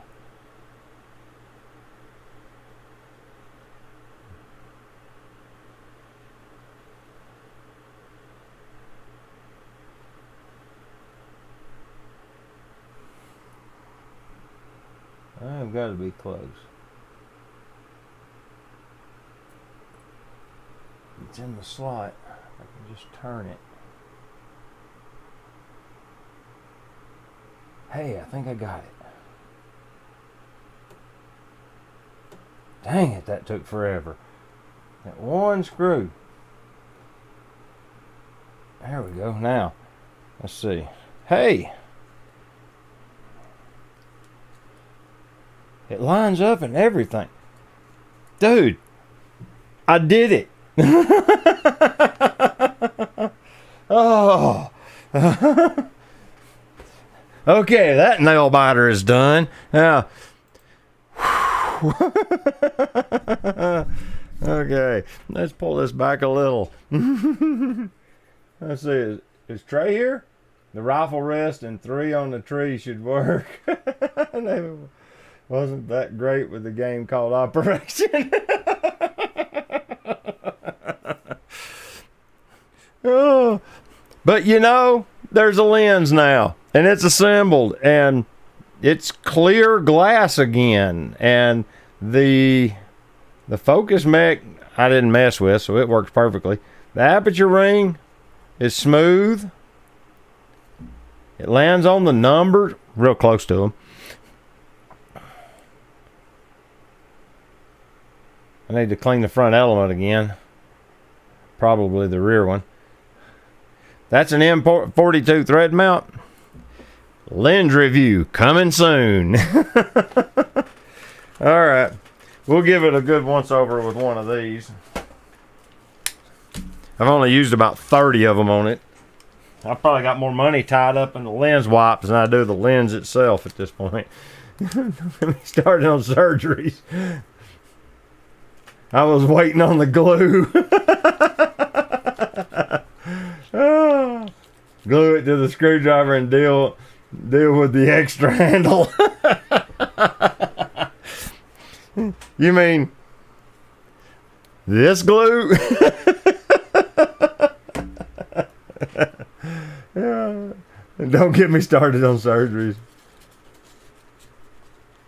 Famous last words. Woo. Okay. Now, I don't remember which model if this is a Helios 44 or if it's a Jupiter or whatever. Maybe somebody that if I take some of this light intensity off and I angle it slightly, maybe somebody that I know speaks Russian, but it's a 50 millimeter f2, obviously. And as you can see, it says something here in Russian, but I'm assuming that says Jupiter 8, and that's what that means. I don't remember. This one is not marked USSR like my other one is.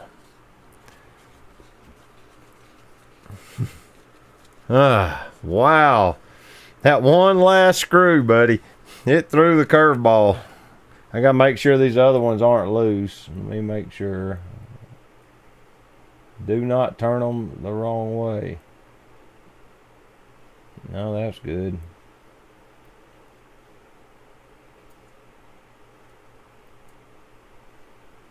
That's good.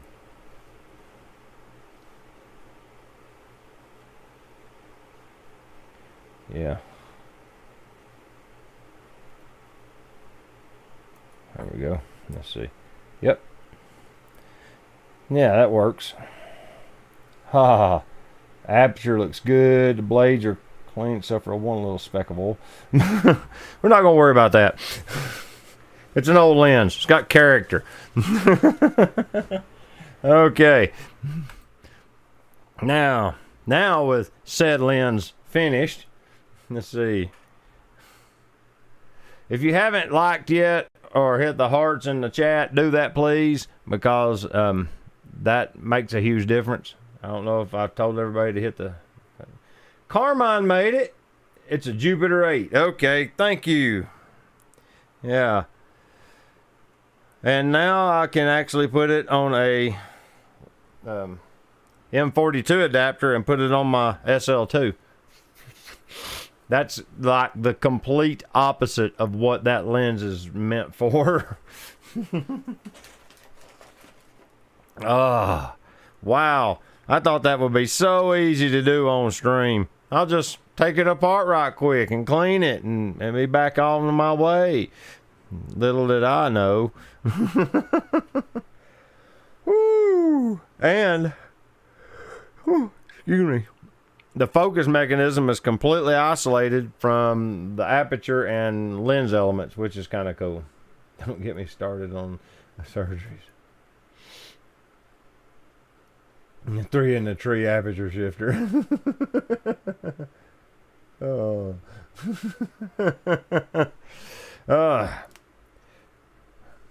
Let me think. Was there anything else I was going to go over? Did Hassan ever jump in? He didn't, did he? He must be doing something important.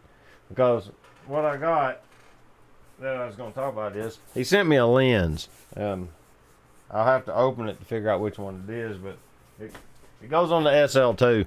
And then I'm going to play with it for a couple of weeks and take some photos and get familiar with it, do a photo walk most likely and a lens review.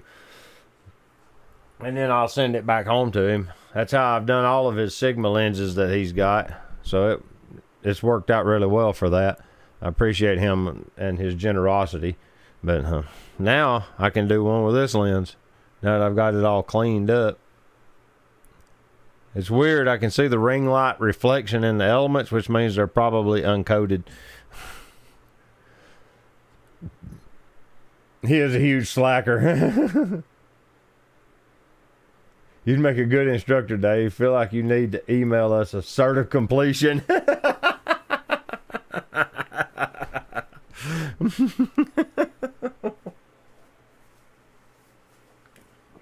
Are you back there, Teresa?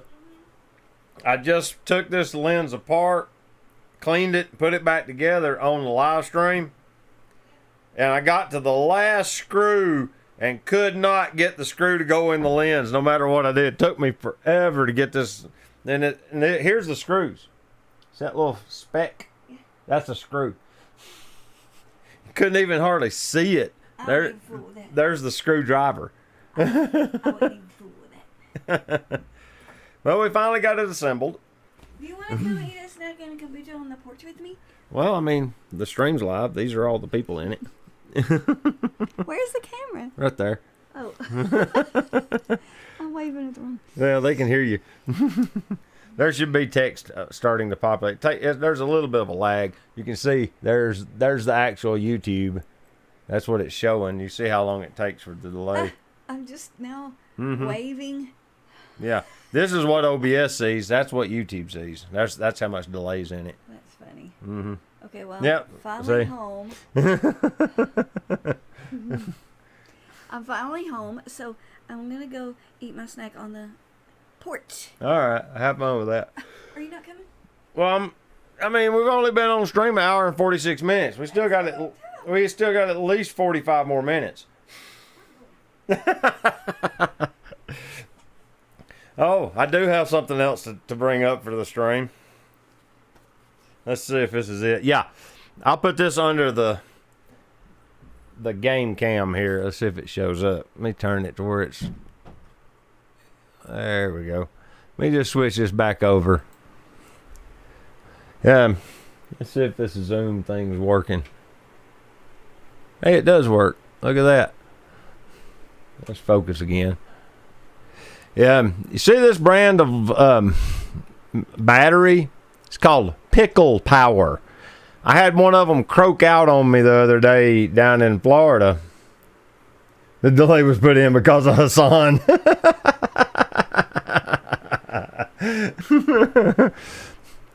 But this is the other one. I bought a pair of these and a charger for like $24 off of Amazon.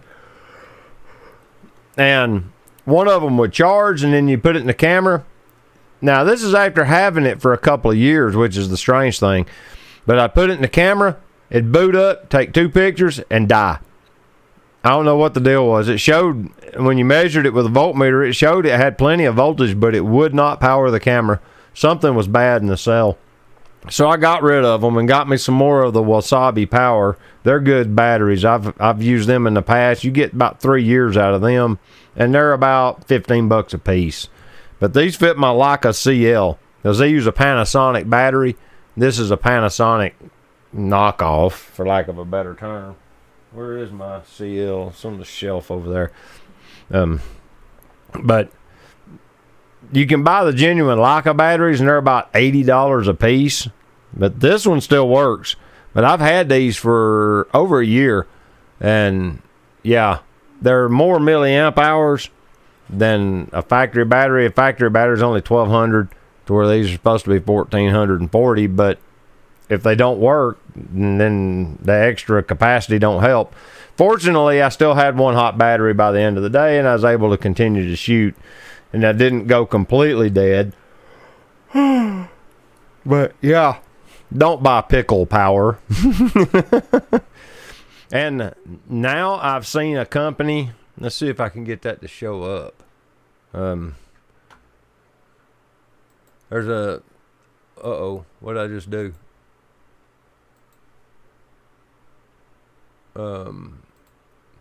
There's a company that makes a copy of a Leica SL2 battery. Let's see if I can find that one.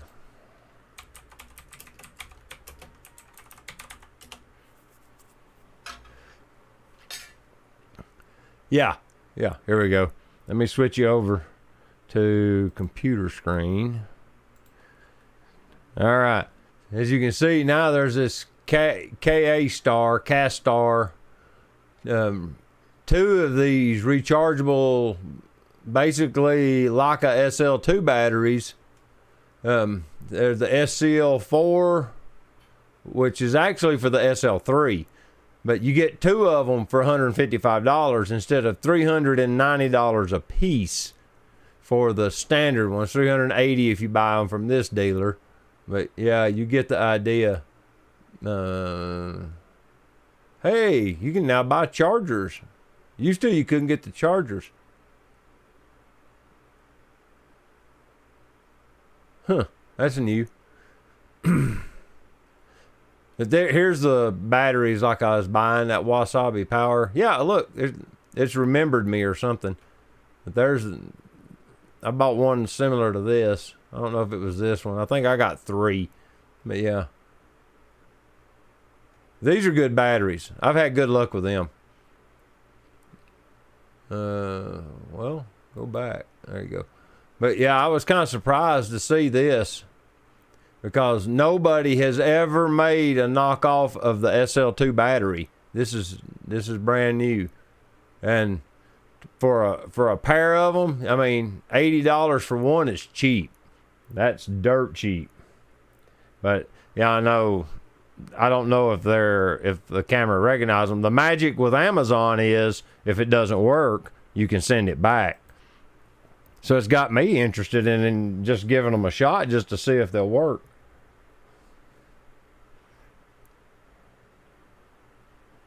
Charging cheap batteries in camera isn't a good idea. If they fail, they expand and destroy the camera. Good point. All of my other batteries for my SL2 are all Leica, and they all work fine. Woody's in the house. How you doing, Woody? Woody did send me an eagle photo. You have time to take apart your truck and reassemble it. Thanks, Trey.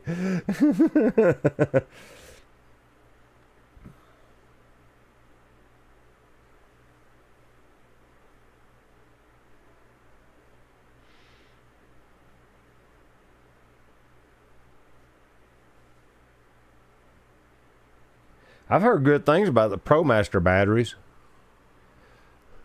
Yeah, I'm considering like at least ordering one of these just to see how it runs. But the Leica charger is like a trickle charger. It charges uber slow. But yeah, if these work, that's a nice alternative to the SL2 battery, which is insanely expensive normally. The native batteries they're crazy expensive. No, I was on the wrong page. But yeah, I'm seriously considering ordering that just to see, because if they work, great. If they don't, I send them back.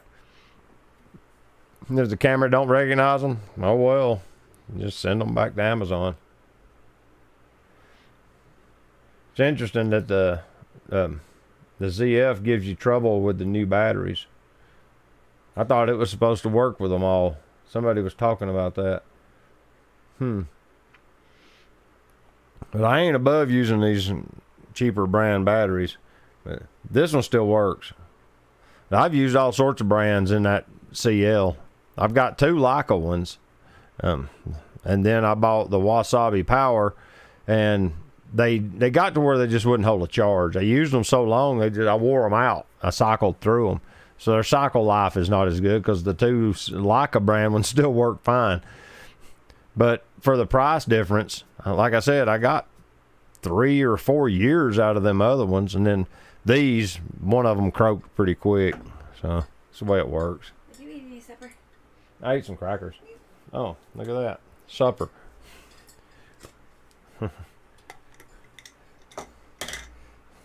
Y'all don't want to look. I have to stir it. You'll see why in a second.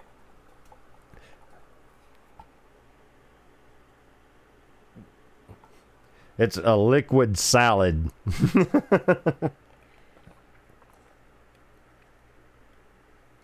Looking at the SL2 battery, it says 7.2 volt.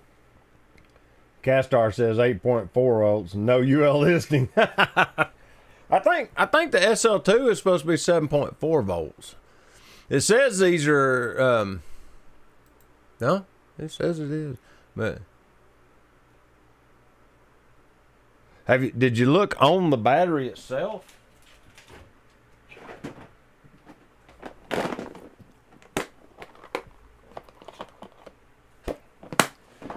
SL2 battery. Oh, look at this. We'll just stick it under here. Let's see what happens when I go to back down to this top down cam, switch over. We'll just square it up a little bit, upside down. There we go. Yeah, it's all written in Chinese. Oh, look at that. Look right there. They are 8.4 volt batteries. Interesting. So I wonder why yours is 7.2 volt.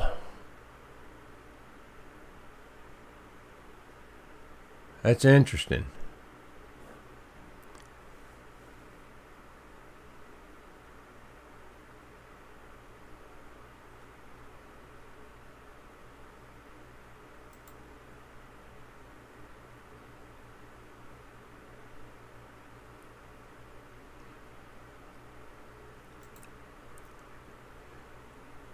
Let's see.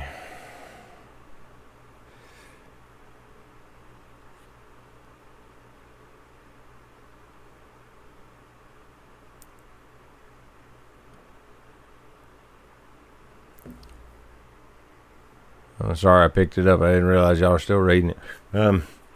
But yeah, this battery was $275. See, the deal is right here is a rubber seal. See it? See me flexing it? That seals the battery compartment when the battery's in the camera, so that and it maintains the weather sealing. The Leica SL2 is IP something weather sealed, IP65 or something like that. It actually has a weather sealing rating. They rated it, and it's only rated for it as long as the battery is installed, because that seals the battery compartment.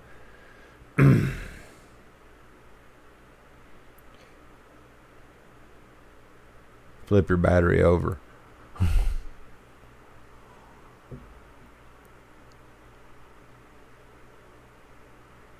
Looks right side up in my window, isn't it?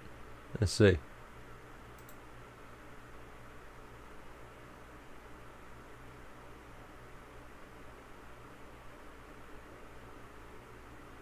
I don't know what the delay is, but camera's working.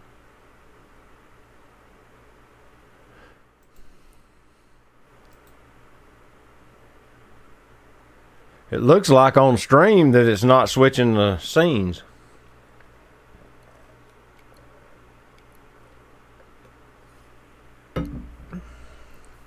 Maybe it's catching up.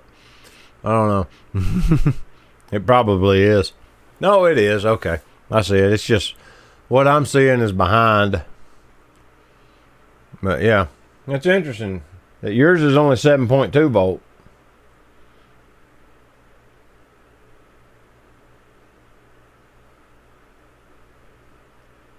C2C says that the battery for the ZF said they advertised it would work, and when they got them, they had a sticker that says not for the Z8 or ZF. Interesting. We see a battery. Okay. Flip it over. It's interesting that it's showing it upside down. Huh.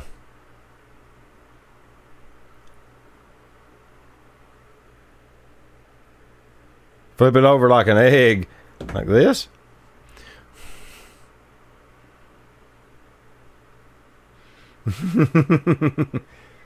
To the non-label side. Okay.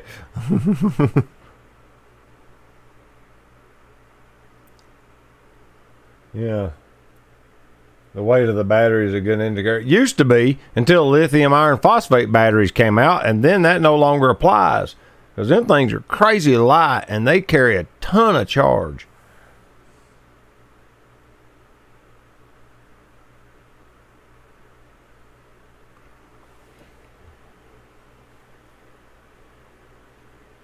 Yeah. What Carmine's pointing out is on this side of the battery, right there, it says 7.2 volts and 14 watt hours. But on this side of the battery, it says 8.4 volts. So which is it? Well, let's just take a look. Let's see how much residual charge is in said battery. I happen to have a handy voltmeter here. Got me wondering. Let's see. Let's back this off. There we go. Now we can get this in frame. And we'll see what this says it is.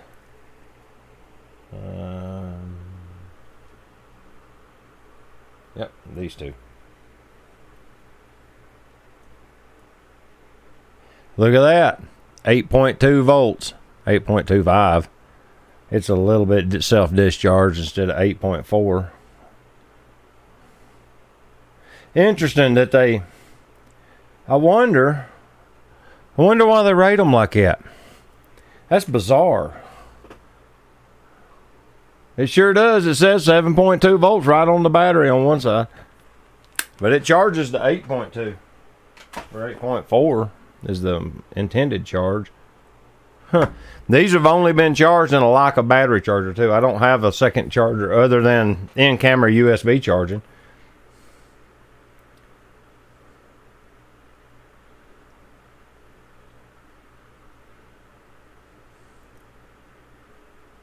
Look at that. Yeah, it is weird, isn't it, Carmine? Yeah.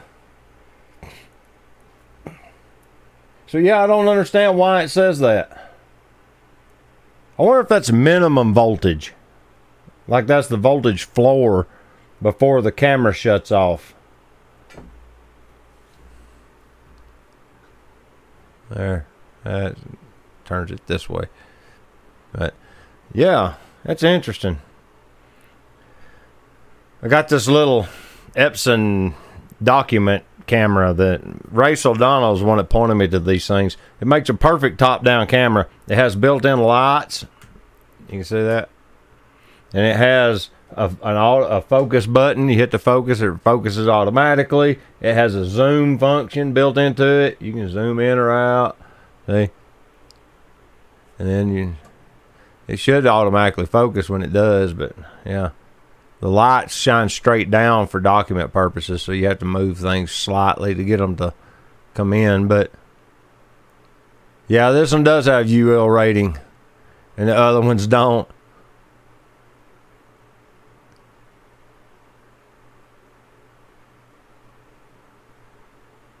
Interesting. Huh. Now we've learned something together tonight. The 3D jigsaw puzzle. I like that.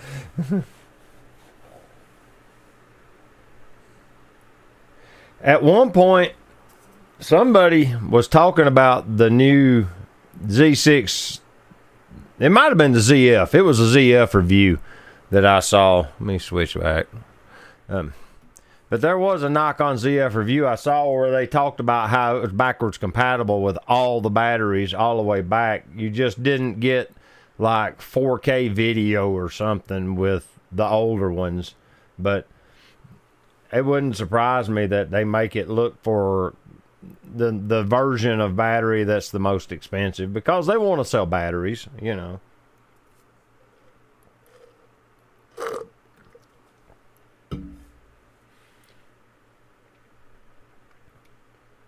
C2C says that the old ENEL15 batteries will work with the Z8, but the battery life is terrible.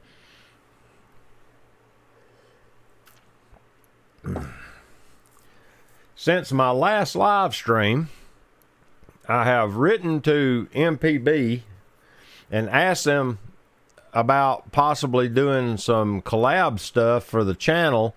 And in that collab, what I was going to do was see if I could borrow a ZF and a couple of lenses and then review the camera on videos, you know, give them some rep for doing the borrowing. And then if I liked it, I was going to see if I could do some trading with these lenses that I talked about last time on the stream. And I wrote to them, and they sent me the automated reply, said they'd get back to me after they reviewed some stuff. Like, I guess they're looking at channel sponsorship, maybe. I don't know for sure, but I haven't heard back. It's been crickets ever since. So that's been almost 2 weeks ago. I may ping them again tomorrow and see, because I'd like to, if nothing else, I'd like to do some trading. And because I ain't going to use that 24 to 90 is just heavy. Super bad heavy. It's a wonderful lens. If I was a working pro, I'd use it a lot because of its clarity, its sharpness, everything about it's beautiful. But for general purpose photography, it's way overkill. Like, so heavy. I don't get it out hardly ever because of its weight. Yeah, that's the kind of the what do you call it, the crux of the matter with that lens. And then the 200 millimeter micro Nikkor, I bought it honestly for not for macro but for product photography, for its rendering, and you get some nice compression if you shoot long.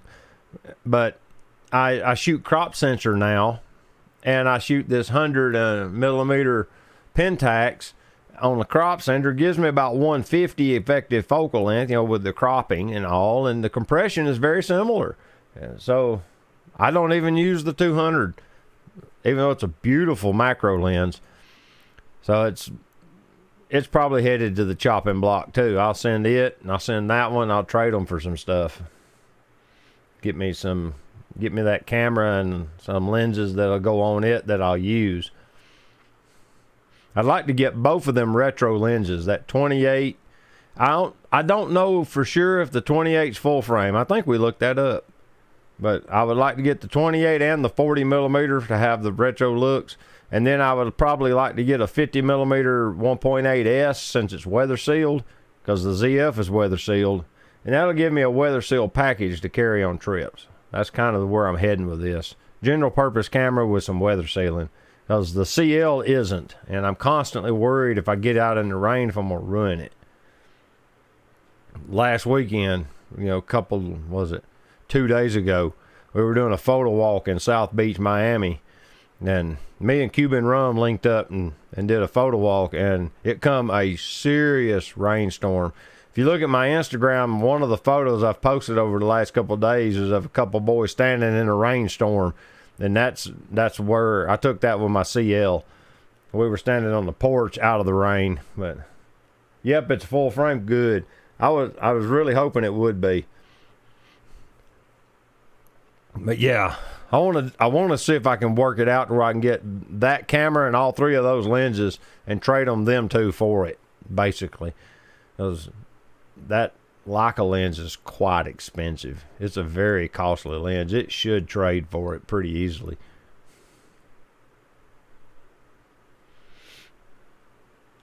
I can't really remember if there was something else that I was going to go over with you guys that wasn't like current events. I mainly was wanting to do the little lens tear down and see if I could make that work, and if it would give me if I could get decent results out of it. It looks like I did. Looks like I was fairly successful there. And then now I got to clean up all the tools. It's got a bunch of extra little screwdriver blades. That's what them little flakes of metal in that bag are. Where's the rest of them? Oh, they're right there. Okay. But yeah, I've had these tools for ages, and I found them down in the machine shop the other day. I was like, man, I need to do that lens thing. And then somebody I was talking to the other day about it mentioned it, and I was like, I'm gonna bring it up the house, see if I can do it up here with the top down camera.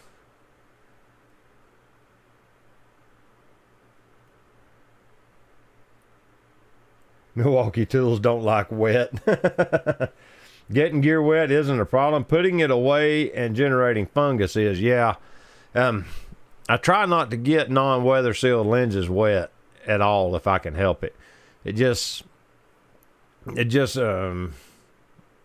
makes me worry that moisture is going to get inside the lens, and with that moisture, it's going to carry bacteria with it, and that's where it gets its start. So I try my best to avoid that if at all possible.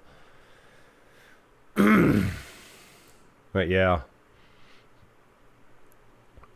Well, we have went officially for 2 hours and 10 minutes, y'all.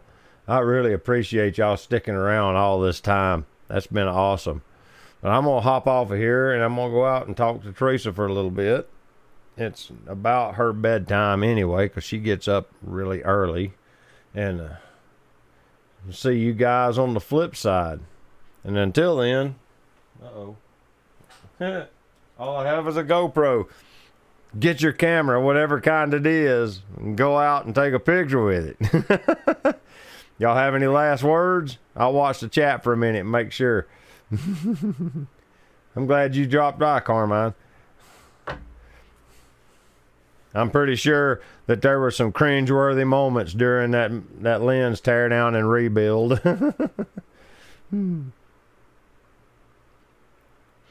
Poor Hassan, he's going to be so sad when he realizes he missed the live stream. Yeah. You guys have a good night.